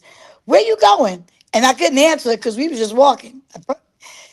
She said, "Well, your house is back that way." And she pointed towards West Kenny and Court Street. Right. And so I knew that I wasn't supposed to be going nowhere but home. And I turned around and went back. Nowadays, you have to be careful what you say to people's children. Oh, yeah. Because the parents, the parents are out. Yeah, they're out there. The parents are out there. I mean, they shoot you down. They, stab you. They, ain't no sitting on the porch like Big Mama used to do. Now they got fences so high you can't even see who on the porch. They all sitting in the back. You talking about Big Mama. You had a Big Mama. I had a Grandma Dale. What you doing over there on that corner? I had no Big Mama. I had a bunch of nosy neighbors. When they start used to live on the corner, the Shelton, Dennis, Dr. Shelton. So there was the hotel. There was another little mansion, which is now an office space. Then there was the Shelton building, the dentist. And then after the dentist was the old Wiggum's Funeral Home, because they built the one across the street, but they still owned the property. And then the rest of the property belonged to Renee Starks. She was a millionaire. She used to make hats and teach people how to model. So any one of those places I walk by, those folks, my mother could say, somebody go stand on the corner, little Louise is coming down the street from the hotel. So that one little block, somebody was watching from the beauty school, but then anybody coming out would have seen. It's not the same anymore. It's not. Because we haven't, again, we have to create the atmosphere of how we live and how we should live. Yes, because that's what they were passing on to us, how we're supposed to carry ourselves. Yes, ma'am. That was the ethic in our community. We were being groomed how to be. And how many times did we hear, it's not what you see me do, it's what I tell you to do. Wait a minute. And let me tell you, I never agreed with that, Dr. Brown. I never agreed with that. They didn't care about that contradiction. But listen, hold on. It was a contradiction. Wait a minute. Don't do as I say. Just because I'm weak don't mean you need to be. Wait, hold on. Don't mean you need to be. Hold on. Don't do as I say. Don't know. Yep. Don't do as I do. Don't do as I do. Do as I say. Now, let me tell you what's crazy about that. Because when children get old enough to know what you're doing is killing you. They either But think yeah, you crazy or they do it because they don't care because they feel like if you all right, they're gonna be all right. So but when you but do go you with it in a remember? But do you guys then remember when I grew up, there was an area where all the bad people lived. I mean, or resided. In my community, it was called Harrison Street. If you were bad, that's where you went. You didn't go into the neighborhoods and communities because that's where the people were trying to make something of themselves, who were trying to create life, and so that depends unless you're adventurous and just want to see, like I did, even what's if on the other side, so you realize. if those bad people would see you on Harrison Street, they would be like, "Aren't you Harvey Wilson's daughter?" What you They do? did not just say that. This is what the bad people would say. Amen. This the bad people would be told. They knew they were bad. So Yeah. they Listen, understood the Code. distinction Yeah, codes back. between those who build and those who destroy. And they were so willing to be a rebel in that, but they knew enough to tell us, get your behind off of this street, wait a girl. minute. So here go the bad people for me.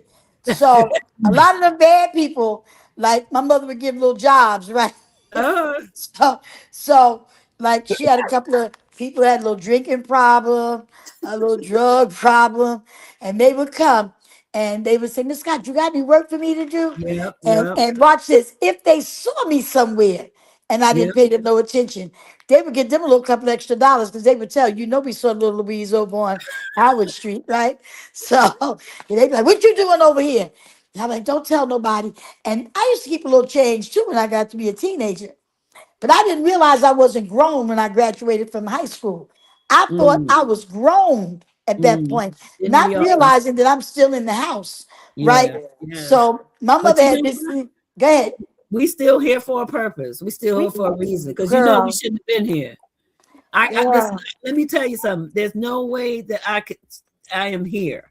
Given the things that, I remember when my girlfriend, she was in the Panthers and they were being accused of killing 2 police officers in Oh Detroit. Lord, They stopped us in the car, pulled us out, made all of us lay on the ground, eat dirt, brought their little, unregistered shotguns out. They're gonna oh blow us away, Lord. right? This was Because in Detroit. yeah, oh yeah, this is in Detroit. Excuse me, just pause parenthetically. Did you write this anywhere? Okay, No, go ahead, finish your story. no, I didn't write this either, but I'm just telling that story to say that, praise the Lord. Listen, I'm here for a reason, and whatever we are learning, whatever we have learned, we have a responsibility to give back. Find a way. So whatever, Khalfani's going to try to do, and, if you guys, whatever wisdom circles we can create, whatever ways we can connect with these young people, I'm in on it, because I owe, and I'm willing to say that up and down the streets, I owe. So, Brother Ed, you've been quite quiet on the disciples tonight. You got one of the baddest, brilliant, beautiful, I mean, black sisters on this line. 2 of them, by the way. But Amen. I know, Amen. I in no form or fashion um, would not state that I don't honor the legacy, the information, the life, the accomplishments. That this hey, Pastor Kevin Taylor, I see you on Unity Fellowship Newark. Yeah, I, Amen. I haven't seen him in a minute. yeah. Amen. Oh, I see him all the time. Every chance I get to use Pastor Taylor, I do, because this is what we were talking about with unity. What we have to do is understand one thing. Religion and education separates us. Some people say religion, but education does as well. Some people feel like they can't sit in a room with a Dr. Brown or a Dr. Khalfani. I don't know.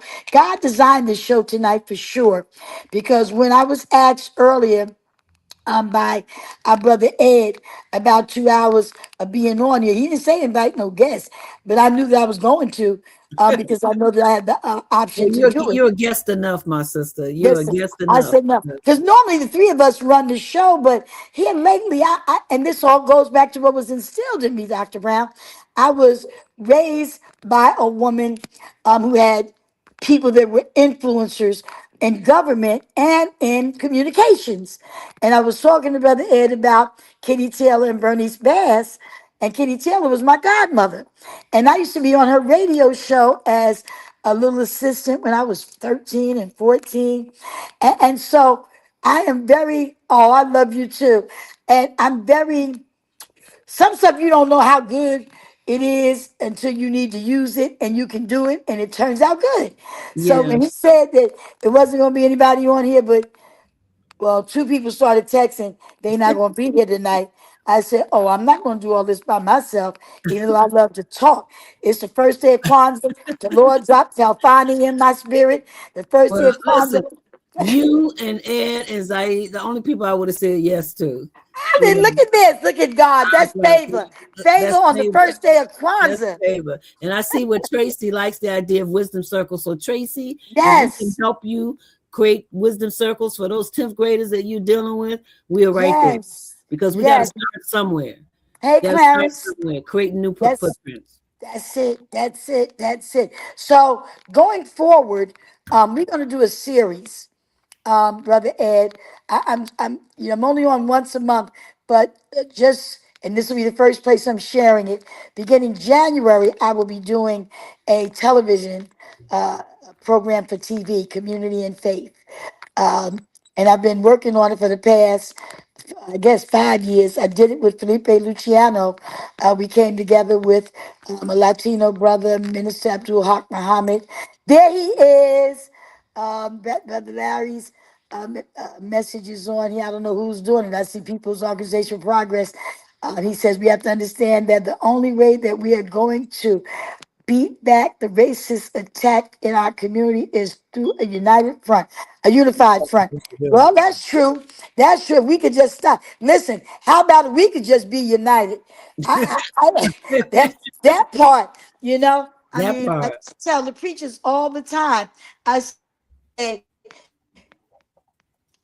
this is why I believe the Lord has allowed us to be successful with this particular organization, is because the first message, Dr. Brown, that I gave them was not about religion.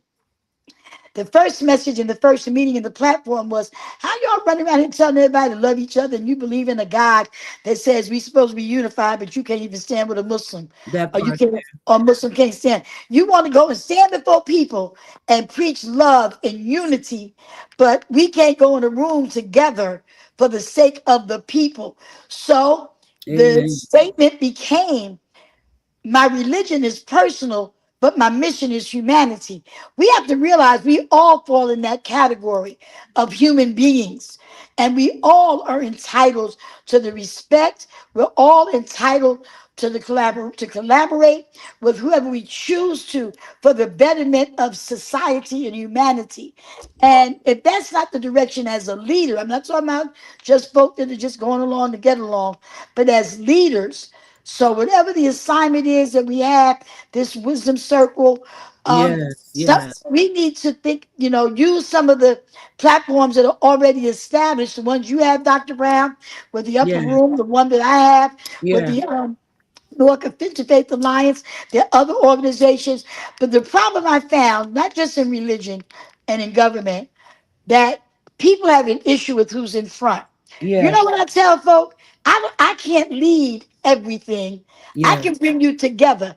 But Yeah. education is not my platform, even though I got some education. The Yeah. truth is, you are an educator. Dr. Bridgeforth is an educator. Khalfani is an educator. So if I'm gonna put Right. together an organization and I'm gonna have Right. a people component, I'm gonna get one of y'all. I'm not gonna get up and go in no room talking Exactly. about education. And so why would I not get in that line and get behind you? Because I Yeah. know that you're going to lead us properly because that's your field. Somebody tried to get me to speak on reentry because I worked with prisoners about 7 years ago. I said, wait a minute. I got a woman that's been doing it 21 years. They said, no, but we want you to speak. I said, Yeah. I only work with them. See, I said, that's if what you I want mean. somebody, Yep. yeah, I said, Yep. if you want somebody to speak on it, and they would set to keep from working with this woman because for whatever reason, and I said, well, I tell you what, I'll pray, but you ain't gonna get me to speak. So if you Mm. want me there, you're gonna have to get her. And And that's why we there's have to be news. careful that ego is not driving. Ego, Yeah. title, position. I mean, sometimes a lot of our people they're influenced by people with title. That's not necessarily bad if that is being used to grow them, to develop them, not just to, turn them into mindless warriors. We need people who have an understanding of what the assignment is. And if whenever there are attacks, racist attacks and other attacks, people have to understand what the assignment is, and we all have a role to play. I don't mind picking up the trash can. I don't mind. I don't mind. Hi, You know. Ingrid. How are you, beloved? I tell you, I don't mind picking up the trash can. I was somewhere, and a lot of times I start helping, and people are saying, "Oh no, you're not supposed to be doing that." Like somebody said earlier that I show up in places, and sometimes I'm alone. I've had people ask me, "Where's my driver?" I was like, "I ain't always had nobody to drive me. I get in my car and go where I got to go." Because you can't get to the point, and sometimes I like driving myself. I'm gonna tell you why. Because if I don't have no other peace and quiet, when I'm in my car by myself, ain't nobody there but me, unless my phone ringing off the hook, and then I can answer that through the phone. But you can never think that you've arrived to and I think that plastic spoon helped me with that, because people used to say, "Do you know who you are?" And I was like, "Do you know whose daughter you are?" And I was like. They didn't know that I had an experience in my life that I didn't have nothing. I know who I was then, and I know who I am now, but there was a great area in between where I didn't know what in the world I was going to do. Knew who I was, knew where I came from, didn't know how I was going to get nowhere past where I was in that dark moment. And I thank God for allowing me to have that dark moment, because a lot of people who grow up with a privileged think that that's life. And then when stuff hit them and the privileges are gone, you start thinking, am I going to make it? That's why you got folks that lose these $200,000 jobs and the stock market jumping off buildings. That ain't us, though. We don't do that. Amen. Well, you guys know it's getting close to my bedtime, so. But you know what? I didn't know we was going to have you on this long. We got to revisit the wisdom circle. We've got to talk about how we can collaborate, because there's no sense in starting a conversation that does not have any closure. Absolutely. So there's no such thing as closure when it comes to our young people, because just like they say, the poor will always be with us. Young people are being born every single day. And I don't want to leave here without having the impact on some young person saying, had it not been for Dr. Marcia Brown, had it not been for Baba Zaid, had it not been from a word from Brother Ed that I saw him taking pictures at an event, was interested. Who is that guy over there? Oh my goodness, he's documenting things that are happening. And I'm like, who? Yes, all of us. Who is that coming on? That's Brother Chino. That's our next guest. Oh, that's China. Wait a minute, hold on. I'm just making sure it wasn't Jonathan, because he's our sergeant at arms. If you get Brother Jonathan come on at 7:59 or 6:59, he's like, "Okay, now disciples, it is now time for you to enjoy." Oh, and I'm so glad that you're with us today. Well, I love you guys. Let me just say this. I love you guys. Let me just say this, Marcia, as you go out, I want to remind folks of a moment. Who's somebody on here talking about they knew me when I was little? I'm still, if you talking about me, Clarence, I'm still little. I gained a little weight. Go ahead, Doctor. We want Dr. Brown to give us some closing remarks. We still have 13 minutes. And I think Zaid I'll see. What are we gonna say, brother? I was trying to say this, as on a Kwanzaa note, on an ancestral note. I want everybody to remember. I want way back in 1980. You remember we were with the Milk Riders Collective? Oh yes. Oh my God. When the Scotters book came out, they was all scared to get down with doing the book party. The only people that worked with me to put together the first book party for Assata Shakur was the late Sandra West and Marcia Brown. Yeah. Wow. We just lost Assata. So I want everybody to appreciate it. There were some young folks who came to me wanting to do a memorial tribute to us, and I said, I got to tell you some history. Sit your behinds down. Yes. Right? And I told them that story. They just like, so what do we do? What do we do? And I had them put together a beautiful community-based memorial tribute for Assata. Oh, wonderful. Wonderful. At the Haynes Building. That's beautiful. At the Express Newark? Yeah. Yes. Yeah, it good, and you know, we collaborated. You know, the collaboration, we worked really well. And that's the kind of thing that we want to, you know, mass produce, so that, you know, like Khalfani and I were saying, if we could get that information out, thrust it out to everybody in our community, you know, the East Ward, West Ward, South Ward, North Ward, all 5. Yeah, because you know, everybody doesn't go to Express Newark. Everybody doesn't understand what goes on in there. That is a some folks like that place, so that's why we did it there. Yes, that place is a powerful cultural narrative. And you know, with Pop or Larry, whoever that was talking about unity, I mean, it's gonna spring out from various spaces and places that we create and build and construct, and be present at. You know, we got to be present. I'm old now. You know, I don't. People be talking. Do me a favor, please don't use that word. Listen, I do it with love, because Junius and I were teasing each other about how we have to Uncle Junior's 80 years old, right? We have to take 81. He just had a birthday. 81. He just had a birthday. We have to take our meds now, right? We have to. It's not like, but I'm teasing a little bit. But I'm just saying that we don't want all of us to leave without leaving whatever we can be, right. You know, this whatever time we have, we don't know, and That's so right. we're trying to be present in these places so that we can give back what needs to be given back from whatever we've learned in being in this space for this amount of time. I'm 75 years old, and you know, the things that I've gone through and lived through, you know, and understand. I understand, and I thank God for the opportunity to still be here to talk about it. And trying to start with my grandchildren and then working on out, you know, that's my goal. That's my goal. There's no thing that I could possibly want other than, you know, to be of use. Yes. To be, you know, to be someone who leaves a legacy behind, a worthy legacy, that somebody can benefit from. Each one teach one. You know, if there's some principle of unity that, you know, the Ingosaba represents, each one teach one. Because each day of those 7 days, unity, economic development, you know, working and creating villages. We get ready to talk about that with this young man here. Oh, okay. Well, I want to perfect segue. So God bless you. Thank you all. You know, I love you. We love you, Dr. Brown. Thank you. And we'll plan for our next date to get on your calendar to come back on. Yes, we. Ingrid says, "Long live the legacy of our Amen. Long live the legacy." Yes, my sister Asada. Yes. Amen. And thank you, because the only way we're going to keep the legacy and the memory of lives of our warriors is to call their name. If I don't call my mother's name, I promise you, this guy's telling me to call him, and that knew me when I was little, Clarence Anderson. Listen, so y'all get that number. But I do want to remind people that we're going to continue to call Dr. Marcia Brown's name. We're going to continue to call Baba Zaid. We're going to continue to call Ed Riley. We're going to continue to call Mary Baraka.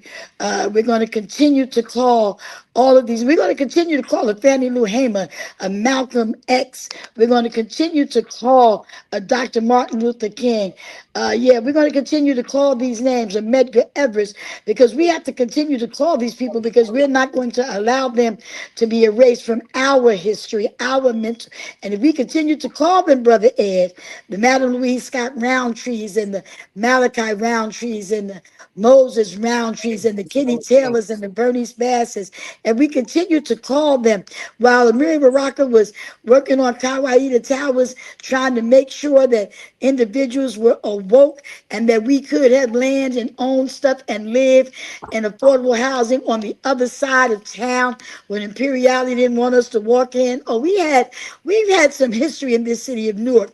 And some of these kids in the North Ward don't even know there was a time when we couldn't even, well, I don't know about we, because my mother used to go to Biazzi's, but everybody couldn't go to Biazzi's. So we thank you, Dr. Brown. She's off. We thank you, Baba. There's a couple of things coming up after I finish calling everybody's name that at some point had something to do with unity. They were unified with somebody, which is why we can call their names today. Nat Turner had a whole nother story. That was a man of faith, but he took his faith, and I'll let Baba Zahid tell that story, because I think Oh, we're the only municipality that didn't even have a first came park. the last, and the last of the Admit that's it. So 21st. now, listen, everybody that's tuned in. Cold Blue has been activated. The weather's bad. They're saying be careful out on the roads. If you don't have to drive, don't. But if you do have to, drive with caution. They're asking that all cars be moved and parked in safe places, preferably in your driveways, because they probably will be coming through at some point. There is a shelter on Boylan Avenue, on South Orange Avenue, Boylan Rec Center. They've opened up for those who might need shelter. Those of you who know my number can also call me, or there is another number that I will give you to call for, yes, Miller Street. A shelter is 973-830-7462. I'm going to send this information to you, Ed, if you want to share it Yep. for the shelters that are open. I also have an event happening on December 29th. Of course, when the mayor came into office as mayor 12 years ago, there were families that people did not the mayor didn't get a chance to actually go to the homegoing celebration and or whatever the case might have been for their loved one. So we're now not celebrating, we're hosting the 12th annual prayer memorial, a tribute to families of victims of violence. That will be held Monday, December 29th at the First Timothy Baptist Church at 6:30 p.m. There'll be a little tribute. We do a little song, a little dance, and I have all of the local funeral directors provide a gift for the families in memory of their loved ones. It's normally the Wiggum, Perry's, Cotton Funeral Homes in Newark. Next year, I'll probably expand it, but the numbers have decreased. So we don't have many families that we have to, first year we came in, there were a lot of families, and I invite them every year. Because of the But the work we're doing numbers, is free the on this, numbers have decreased. making So this we thank God for that. And last but not least, Positive Community. This is the third annual Great American Emancipation Day pre-watch night walk. Baba Zahid can give you a lesson on that, because my time will be up in 4 minutes. So I can't talk about the Emancipation Proclamation, because y'all know that people talk about Lincoln freeing the slaves, but the slaves really freed Lincoln. Y'all heard that before. That's nothing new. I don't know who I got it from, but I'm not going to take credit for it. Somebody said it. I'm just repeating it. But we do. Adrian Council made sure that the narrative of what Watch Night was really about is truly shared. And so 162 years of the Emancipation Proclamation, the dawn of freedom, so they say. We will be walking from Lincoln Park down to the oldest church in the city of Newark, Old First Church, where Dr. Carolyn Patterson, yes, yes, she's of there now. course, Yes, I haven't seen yes. her in a minute. Yep. So we're going to walk from Lincoln Park. Normally we walk to City Hall and we stand on the steps and do a little program. But this year, my sidekick, Dr. Charles Boyer from Salvation and Social Justice, Brother Ed, will be with us at Lincoln Park. And then we'll end our walk at the Old First Church and go inside and have a small program. Get on board the prayer walk for freedom. I have the North Interfaith Alliance praying, and Dr. Francis Tebow is also joining us. The organizations that are a part of this, of course, the North Interfaith Alliance, General Baptist Convention in the city of Newark, and Salvation and Social Justice. So that will take place on Tuesday, December 30th, 2025, from 4 p.m. We will assemble at Lincoln Park and then walk down for our program. And the program should be maybe about 45 minutes to an hour, if that. Not a lot of talking, just a collaboration of individuals coming together to remind us freedom wasn't free and still ain't free. How about that? I thank you, Dr. Okay, I got 2 minutes. You mean to tell me we want to thank Mayor Baraka? We want to thank the North Municipal Council. We want to thank Dr. Brown and Dr. Khalfani. We want to pray for Minister Abdul Haq Muhammad and our dear beloved sister, Lady Belina Ali. But we would not even be on this program if the visionary Brother Ed Riley did not come into Minister Abdul Haq Muhammad and favored us to be a part of this wonderful production on APAL, all politics and local America. I say America, I say the countries, I say the world's number one hip hop radio, political radio talk show. Yes, God sir. Thank bless you all. Thank you all for joining us on our show, The Disciples, and we look forward to seeing you on next month. Now, do Hey, you have Reverend, any questions? Yes, sir. before you leave, give that shelter number again. Oh, I'm gonna send it all to you. Hold on, Oh, let me okay. pull it out. There's Post it. hold on, let me pull it up. Hold on, Yeah, 64. yeah, There's more than one shelter because It's Boylan Boiler Street. Street and Boiler I don't Street. have the number for Boylan, You gave but me I have. 973 number that Yeah, you gave. hold on. I'm You gonna gave give the you. number you gave was for Miller Street. Right, I'm gonna give you. Hold on.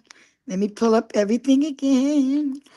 Hold on. Somebody's calling me that needs food, and they live around the corner, so I gotta run back out. Okay, here we go. Well, you be careful, Roundtree. I know. So there's a cold blue activated. Let me just read everything. From December 24th, 8 p.m. to Tuesday, December 30th. Temperatures are expected to drop to a low of 22 degrees. The Miller Street number is 973 Mm. 830 7462. Then there's the Help Center at 224 Sussex Avenue. That number is 973 705 7200. Now, there are some other, I'm trying to see here. So, there are some warming stations, but I don't know whether they will be open. Boylan is open now. They opened at 8 o'clock. Boylan Street Recreation Center. But those are the two. If you have anyone that needs um, please inbox me if there's someone that you know needs. If you know Brother Ed, text me. All right. If you're on this live and you're watching and you know someone needs shelter, please put the information in the chat or in the not in the chat, in the comments. And of course, Brother Baba, Brother Ed will get to me, and I will make sure you have somewhere to go tonight. We thank God for the city of Newark providing shelter, but we thank God for the knowledge of knowing that there is a cold blue and it's cold. You don't have to be outside. You don't have to be in Penn Station. We will find a location for you. We also have UCC down on Fulton Street. But I don't want people going nowhere and being turned away. I just got a phone call that the guy was standing outside, and the pastor called me and said they told him they weren't opening the door yet. He wasn't at the shelter. I don't know where he was, but Mm. he wasn't at the shelter because when I got on the phone, they said, "Oh no, we're letting people in." Mm. So just make sure you have the correct information. Give Baba your name. I was going to say Reverend Riley, Ed Riley Esquire your name. He is a minister in his own right.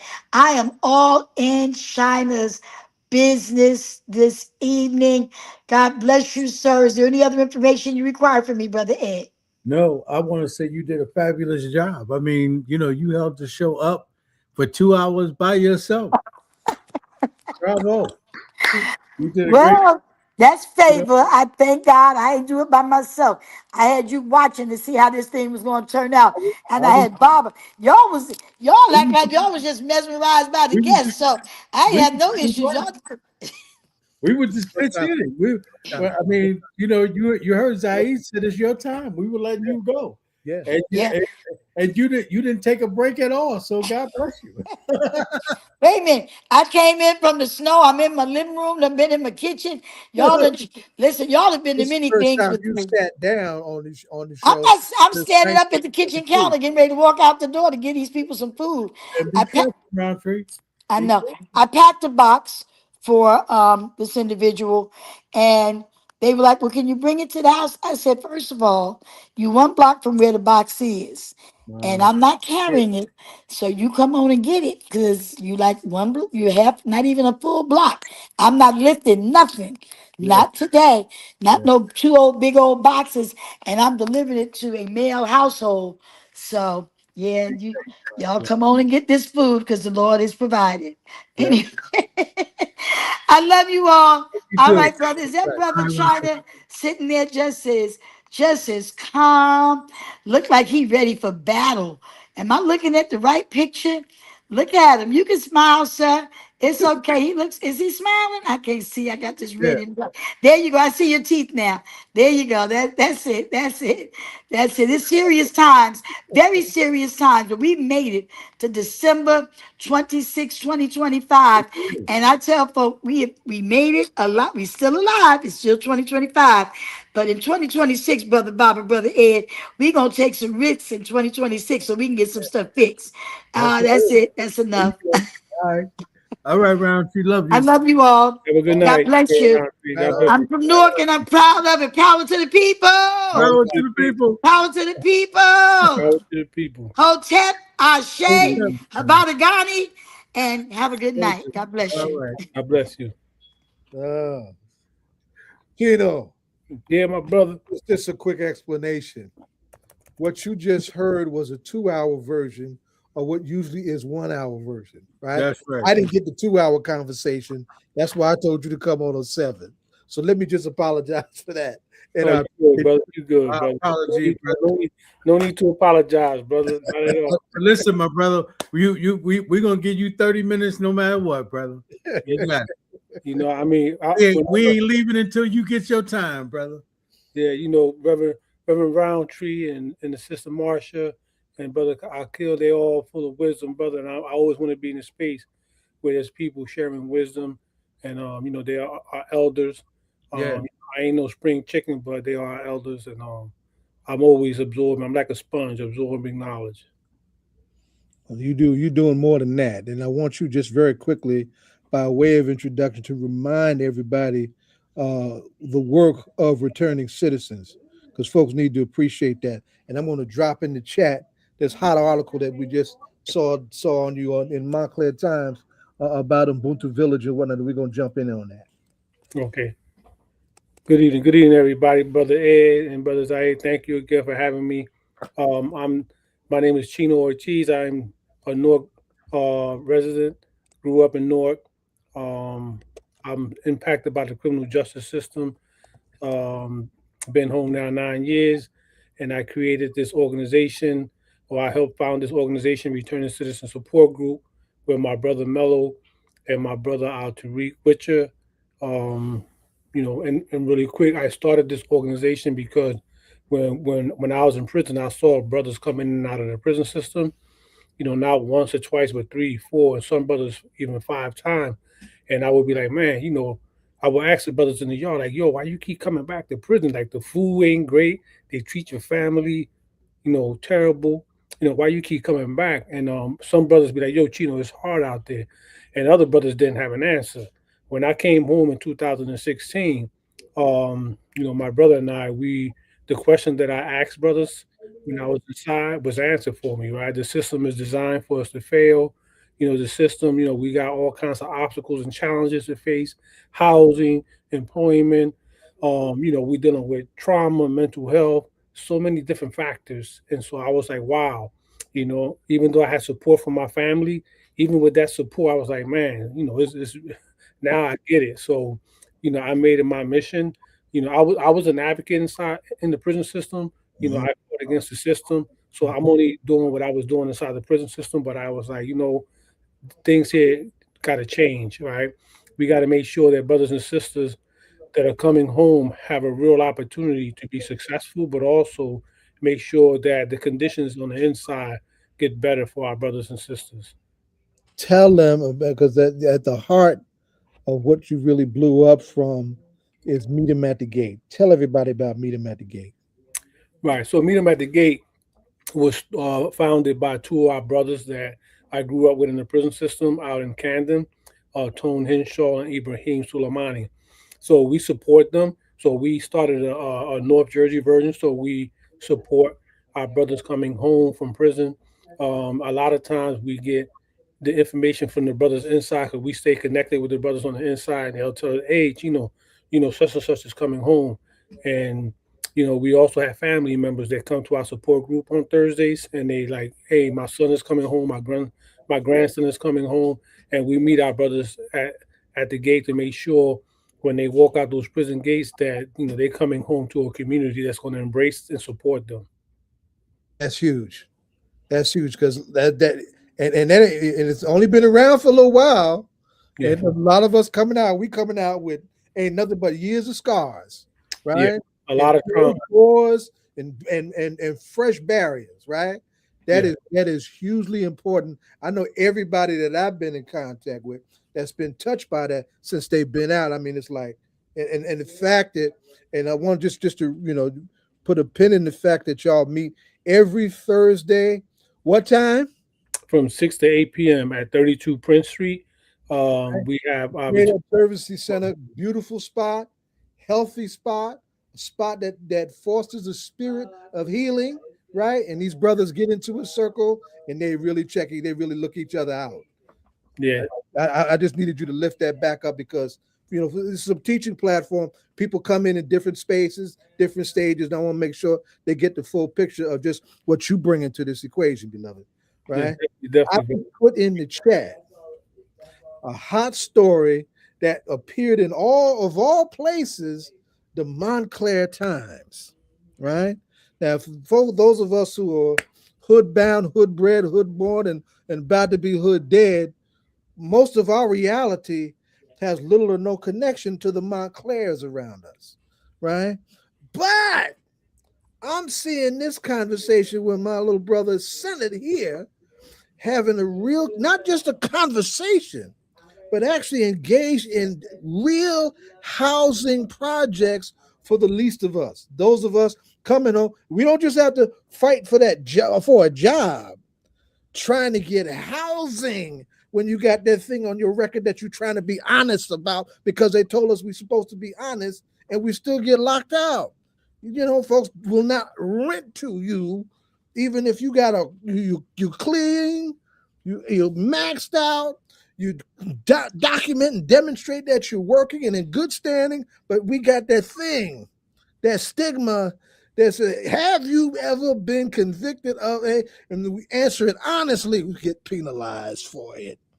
Right? And that's been one of the spaces of harm for us coming back that is hardly ever talked about. But I need you to talk about what is emerging and that's happening in Montclair, and particularly. And I want to start off with that first one. I just love the language, because it's right on the shoulders of what Amiri tried to do back in the 70s with Kawaida Towers. You come and talk about Ubuntu Village. I screamed when I saw that. Mm-hmm. Screamed when I saw that. I said, damn, look at what they're doing, and look at the trajectory of where that comes from. So tell us the story. Tell out this story. What's happening on the housing front for the least of us, little brother? Talk to us. Well, Brother, one of our challenges coming home from prison, women and men, is housing. Right now, 50% of the homeless population in Essex County are men and women who are justice impacted. And so homelessness is someone who's sleeping on somebody's couch or sleeping in a car, right? So when I came home, just like everybody else is coming home after me, housing continues to be one of the biggest challenges that we face coming home. So when I came home, I had 3 strikes, brother. So I had no tenant history. I had no credit history. Right. I had a criminal record. Right. So, people, whenever I went to apply for housing and they received my application, and they interviewed me and they found out that I had a criminal record, they immediately say, hey, man, you seem like a nice guy, but sorry, we can't rent to you, right? So that continues today, even though there's been laws that have been passed to try to reduce that. But the reality is that, men and women with criminal records are constantly being denied the opportunity to rent. I had 3 jobs. I had a full-time job, a part-time job, and I did Uber Eats. And even though I can afford, to pay rent, I was still denied. A prime example that I always cite, Brother Zaid, is the Haynes building. When they first opened that up, I submitted my name in the lottery. They're And I supposed was to have picked. X number of affordable spaces for us, right? Go ahead. Right. And I was my name, my name popped up in the lottery. I went to the interview. It was a young black sister there. And, I told her straight up, I said, listen, I have a criminal record. I don't want to waste your time. Don't waste my time if I can't get the apartment. And she was like, you know what, brother? My brother was locked up. And she submitted my application. She told me get letters of recommendation. So I got letters from people that I grew up with in Newark who were retired lieutenants, and grew up with me and knew me and knew the work that I was doing in the community. But in spite of all that, I got a letter in the mail that said denied due to your criminal record. Right. Today, I keep that letter in the frame, and I keep it on the wall because that's what inspired me to change the narrative. And I said, you know what, we got to become developers in the city so that this way, we are the ones that are building, we are the ones that are creating affordable housing, and we're not discriminating against our brothers and sisters that are coming home. So with the leadership of our mayor, Ras Baraka, he created the equitable investments in North community. And he basically told developers, in order for you to qualify for these developments, you have to partner with grassroots organizations like the Returning Citizen Support Group, which we did. And we applied in collaboration with a developer, and we were awarded a site on South 10th Street, which we are currently looking to build a 42-unit apartment building. And the project is named Ubuntu Village. Right, we chose that name intentionally because one of the things that's missing in our communities, I grew up in North, and that community is not there anymore. It's trying to bring that back, because I am because you are, and you are because I am. Yes, sir. So, but we made sure, we explained to the developers that we're not a protected class, so we want to make sure that 25% of the units are set aside specifically for men and women who have come home from the carceral system, that are working, that are able to, afford a unit. And so that was agreed upon. So right now we're working, and we also, the Returning Citizen Support Group, we're also part of the IAF in New Jersey Together, which is a broad-based organization of religious from Montclair to different parts of New Jersey. And together we organize and we mobilize to make sure that we're not just building affordable housing in Newark, but in Montclair and other areas in New Jersey and Essex County, and our brother Alterique, which are currently works with the Fair Chance and Housing Act. So, we're changing narratives around creating affordable, safe, and sustainable housing for returning citizens. Creating it for ourselves. That's good. Tell the Montclair side of the story, because this is, that's a heavy conversation, for let's make it plain. Montclair is a privileged suburb. Very, right? very, very privileged suburb, right? But the church community, the progressive church community, with open hearts, open minds, and open doors, are creating partnerships with some real possibility. Tell that story. Yeah, well, brothers, a lot of times people, they get these versions of men and women that are coming home from the carceral space, and they have these stigmas. But a lot of times, I sit in rooms with people, and I can have a conversation for an hour, and then I'll tell them, hey, I'm just as impacted. I was in prison, and they would be like, wow, if you never told me that you was in prison, I would never have known. And and I constantly have to remind people, right, like your Amazon guy who's dropping your package off, the guy who's cooking your food, who's serving you at the table at the diners and restaurants. These people are people who are system impacted, right? And so like we need an opportunity to be able to come. And so, just being able to be in those spaces, you change people's minds and perceptions of what men and women coming home from prison, coming home, we all want to do the right thing. But if you don't give us the opportunity, then, people are going to go back to what they know because they got to survive. And so we're changing the narratives to make sure that people have options, that people don't have to make those decisions to say, you know what, I'm going to do what I got to do to go back. So we're creating opportunities. We're changing narratives by becoming, developers. And also we want to build wealth in the community, right? And not just, in North, but throughout Essex County. Wherever we are. Lift up some of your church partners. And I should have reached out to because I know Reverend Anya, right? My niece is in her church, and she and Anya and her husband have been, a very progressive presence in Montclair since they have been at their particular church, right? They have a presence on my state coalition against police brutality, right? They've, they have do the things that they're about, right? So I just wanted you to lift up some of those partners, and we can have a follow-up conversation and bring some of these partners into these conversations too. Just a word or two on that, and we'll wind down. Yeah, we have, like you stated, Reverend Anya has been very instrumental. She's very a key component of, removing barriers around the Montclair, the Shea Benet, in Montclair. We also have Essex Together. We have churches in North that are part of our coalition, and collectively, we organize and we bring forth issues that affects Black and Brown communities specifically, and around affordable housing. Right on. And little brother, I'm very proud of you.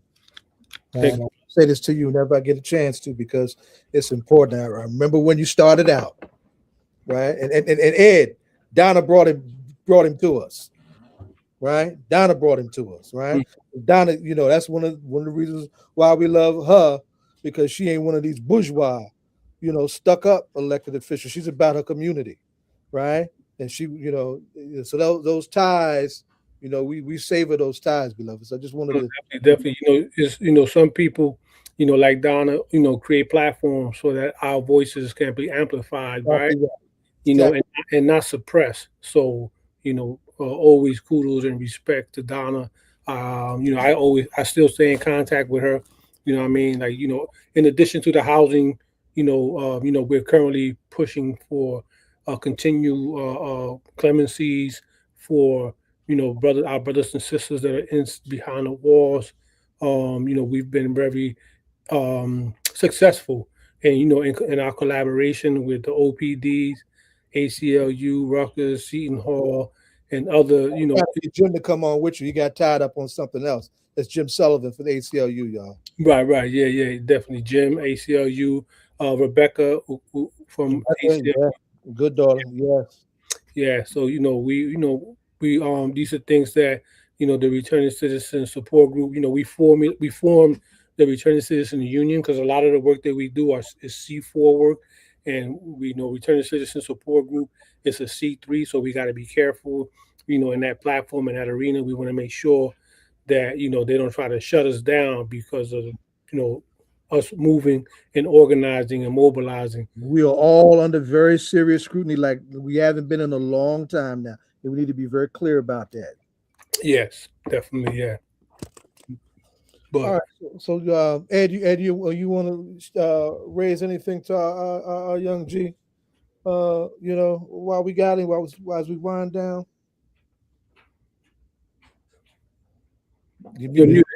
Yeah. Well, Zaid, I'm definitely watching the brother's work. You know what I mean? I'm in some spaces that he show up in as well. And and so, I remember when I was boxing, Zaid, and George Benton used to say, man, when I was down in Philadelphia at Joe Frazier's gym, he used to say, all guys can come in this gym and, they can talk the talk, but they can't walk the walk once they put the gloves on. Yes, sir. I've seen this brother, and I'm seeing this brother not only talk the talk, but he walking the walk, So I think that's why every time he come on the show, man, I'm just trying to do my part to do some listening, because I think the brothers and sisters, who have, paid their dues, man, deserve an opportunity to come home and start their lives anew, right? Without being hindered. I mean, because we got some elected officials that are convicted criminals. Yeah, like this clown in the White House. Exactly.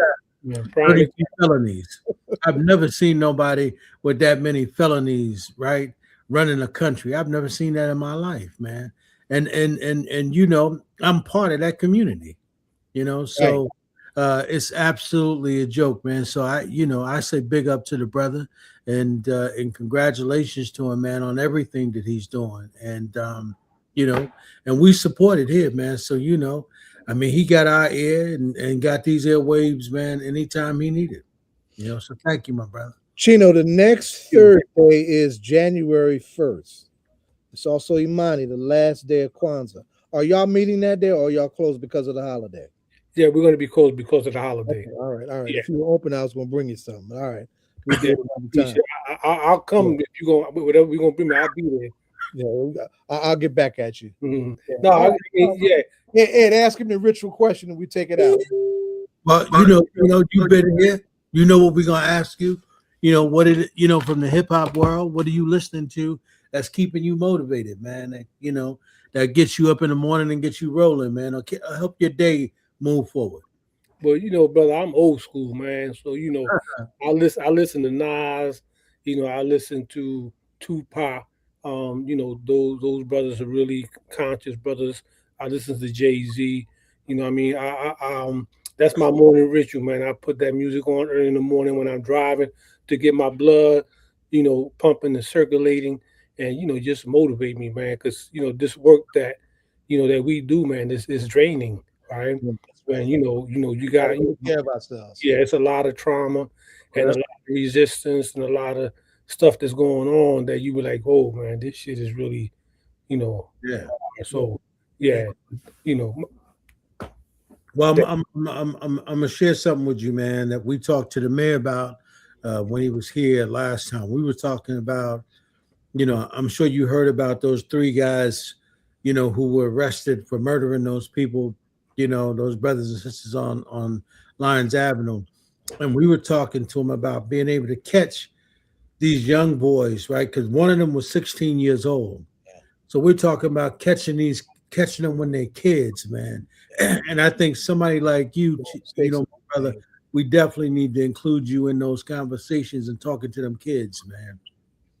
Because I think that, they got this false view of what they think prison is, right? And it's it's sort of vacation camp, right, that they go into. And them older guys that somehow convinced this young kid, to join them in the crime. And I don't know this. I mean, because I'm not involved in the case, but that if they wave him up from the youth house and wave him up for criminal prosecution on the adult side, his whole life is going to change, man. Yeah. Right now, he's in the youth house. I mean, you 16 years old, but they decide to say, well, we're going to prosecute you as an adult. That all changed, man. Yeah. Brother Ed, right now I'm part of a coalition of institutions, private attorneys, ACLU, Office of the Public Defender, Seton Hall, Rutgers, different organization, grassroots, and we're fighting against waving our kids to adult court, right? Because the scientific evidence showed that our brains are not fully developed until we reach the age of 26. So, but it's much more deeper, right? Than there's a lot of social issues, a lot of social factors, right? That cause our kid. Because I was young, I was in the streets when I was 14. I had guns, I was shooting people, I was robbing people, but I was hurting. You know what I mean? So they say hurt people, right? That's it. Yeah. And like the sister Rountree said, I believe it was either Rountree or the other young lady. She said, my people perish because of lack of knowledge, right? So, it's a lot of factors, man. Like I'll be trying to get into school sometime. I've been in the school with Ross a few times, Shabazz and Weekwake, but we need to get in the schools, man, and talk to our youth because we believe in pre-entry, right? Disrupting the school to prison pipeline, and we can't expect our kids, our youth, to put down their guns and do something different, because that's all they know how to do, and we're not giving them alternatives. So I think that the city is doing a great job. The OVP offices, the Peace Collect, all these organizations, One Hood, but we got to work collaboratively, right? This it's just a tragedy, brother, when we got brothers 15 and 16-year-olds that are committing murders, man, and affecting the whole community.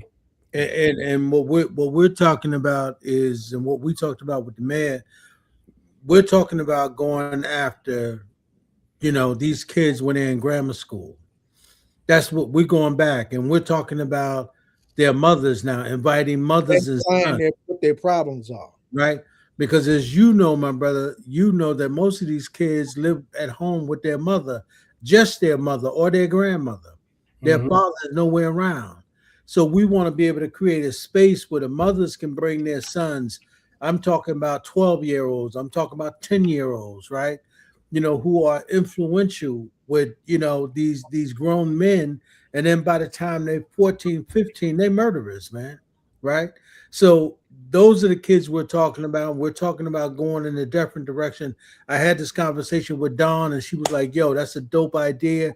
Because when the mayor initially raised this, a couple of years ago, when he did that walk behind me, he got a lot of flack for that. When he told the mothers, bring your sons to me. And the mayor said, when he was on the show last week, he said that the mothers have even resorted to taking their sons directly to the police station for help, right? And we don't want to do that, because there's no help for them there once you put them in that system, man.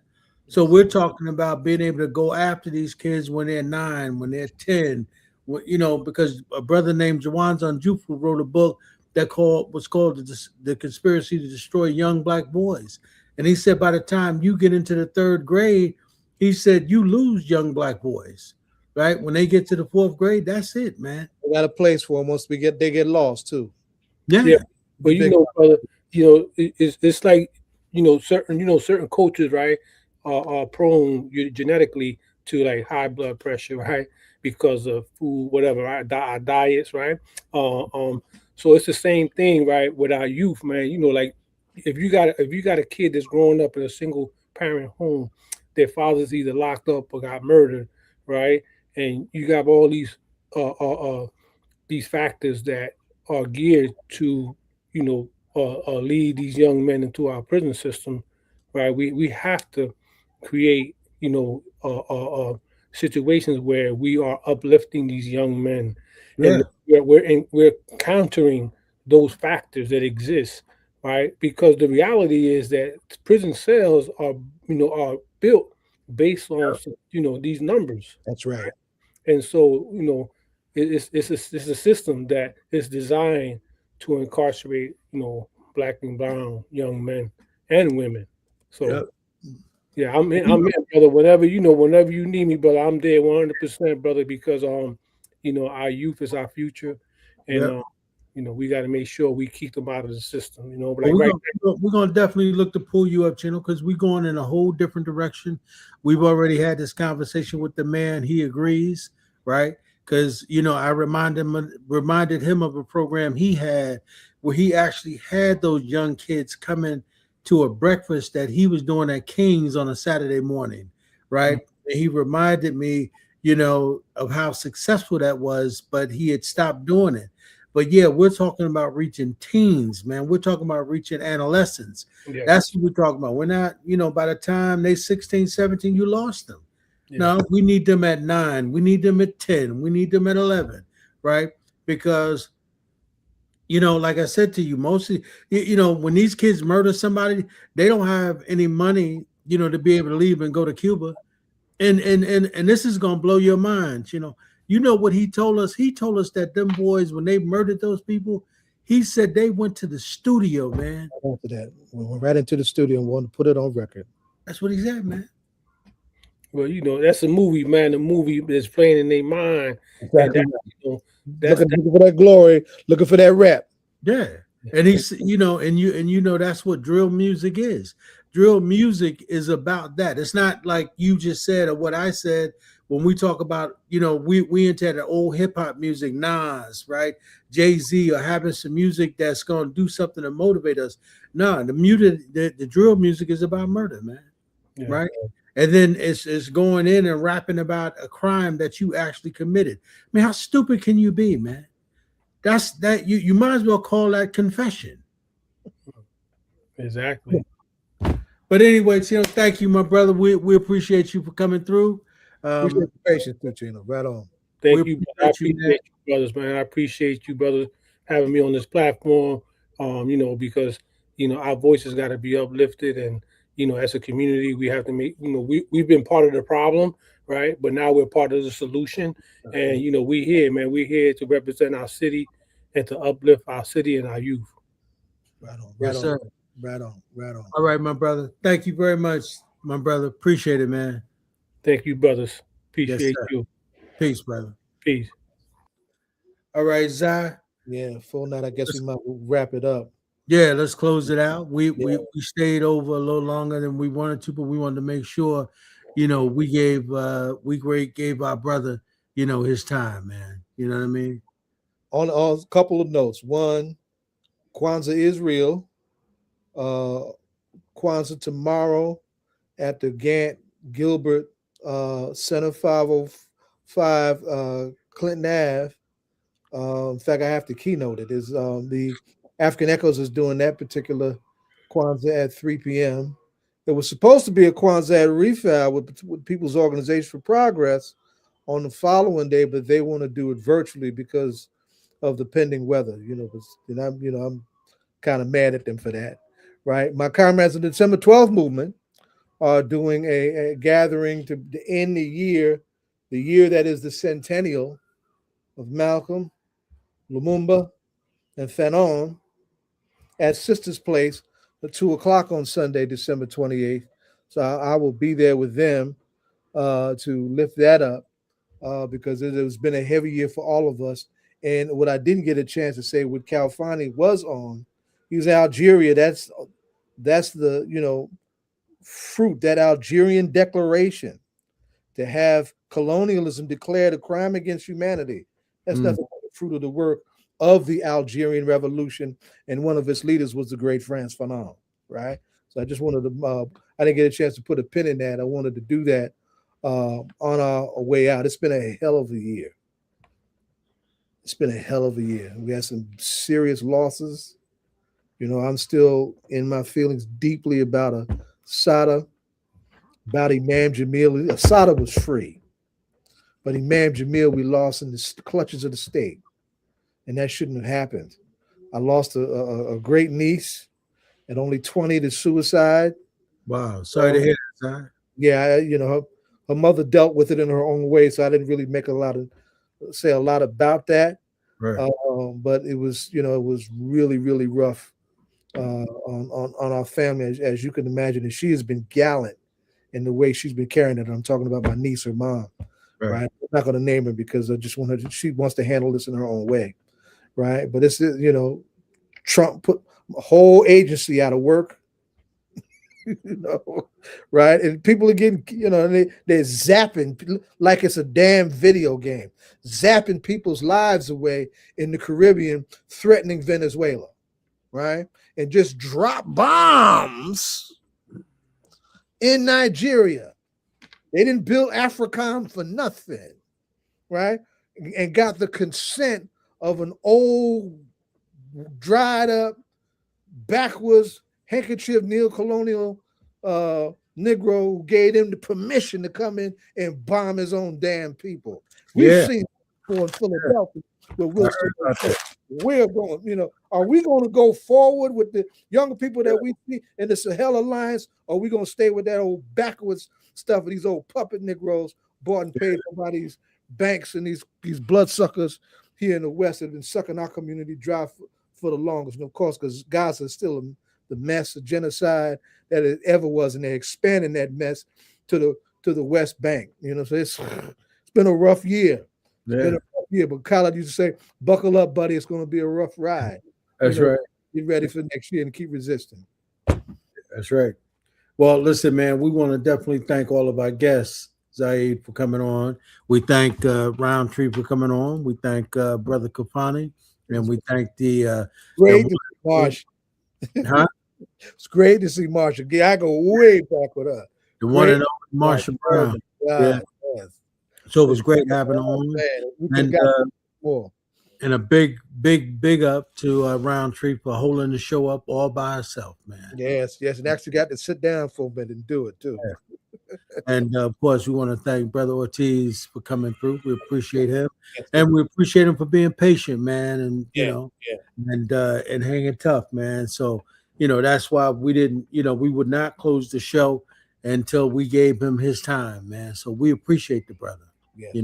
We were only gonna do a 2-hour show.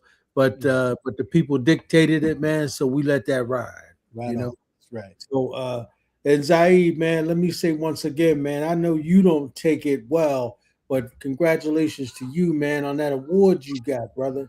You know what I mean? And you got it from a reputable organization, man. D12. There's no more reputable organization. You know how I get down with them in the streets of New York? Yeah. And I'm saying, brother, you got thrown down on those streets, brother. That's hard. Oh my God. Yeah. My favorite comrades in the streets. I had no doubt about that. Yeah. So when them young kids say, yo, you got rep, brother. You got rep in the cultural and Black Power community, brother. When D12 give you an award, they recognizing the work you put in. Yo, Zai, congratulations, brother. That was in Viola's name. I used to do personal security for Viola, right? And been in hand-to-hand combat with New York police proudly over Viola. Right? Yeah. We got to make some time for you to tell those stories, brother. Oh my God. Especially about D12, man. We gotta get and see they get down with their studies and their meetings on Fridays. That's why I have not been able to get any of them on. Right. I've been trying to get them on since I've been on with y'all. Right. But they're disciplined. They're taking that, and they've got a new generation that they got their hands on that they're developing. They're trying to keep the work on. Because our generation, we aging. Yeah. Aging. They were celebrating 38 years. I go back with them to 38 years. Wow. Right? Wow. We ain't, we elders now. But Zaid, isn't who's one of their greatest Cubs that's on the planet on the move right now? Oh, two of them I'm extremely proud of. That's Erica Ford and Quentin Walker. Yeah. Right? Both of them on the violent front. Erica built up Life Camp.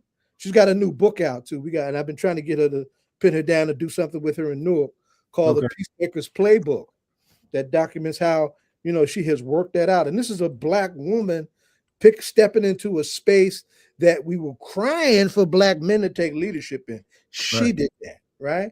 And on the domestic violence front, we call him Q, Quentin Walcott, a brother who built out spaces to train men in how to deal with and advocate and heal from domestic violence. Both of them doing incredible work. I'm proud of both of them. Both of them Cubs of the December 12th movement. Absolutely. Yeah. Well, we definitely love to have them sisters back on, man. And we definitely would love to have Erica on to talk about that book, man. So hopefully we can get them on next year. Yeah. But really, we need to, Zaid, do something on D12 itself. You know what I mean? Yeah, so that's something we should talk about next year. You know what I mean? Absolutely right. Now, Rhino's not here. On the hip hop note, everybody that's cussing out and throwing rocks at Nicki Minaj and her kiss Trump's behind and Charlie Kirk crew, right? Keep throwing them rocks. Yeah. She don't deserve no quarter support. And this ain't the first time she done some mess like that. She did that looking ass nigga mess over Malcolm, and we got in her behind over that too. Right? Don't let these old we ain't supposed to sell out elected Negroes in these elected fronts. We don't need sell out Negroes in hip hop either. Turn it up on her behind and make her come home and clean her act up and act like she got some sense making all that money, doing all that bullshit. That's something we should definitely talk about. next week we should definitely talk about Nicki Minaj and maybe bring on a couple of sister rappers, man. You know what I mean? Yeah, we got Talk some that. Yeah. I think we should get into that, man, just because I think her whole conversation and everything she's talking about now is real detrimental to our people, right? And in terms of talking about people who were attacking our community and attacking our leaders and calling people dumb and ignorant, and this lady got the nerve to say that people are brilliant and beautiful and oh man, just absolutely insane, man. Oh man, it's disgusting. So we'll look to get at that, man. But Zai, we're gonna wrap it up, man. So I'll catch up with you over the weekend, my brother. Yes, sir. Yes, sir. Yes, sir. All right. We welcome we want to say to everybody, thank y'all for tuning in. Of course, y'all know this is all Politics of Local, America's number one political hip hop radio talk show. And as my brother Zaid says all the time, we'll catch him where, Zai? We'll see you in the whirlwind. Catch you in the whirlwind. We don't stop.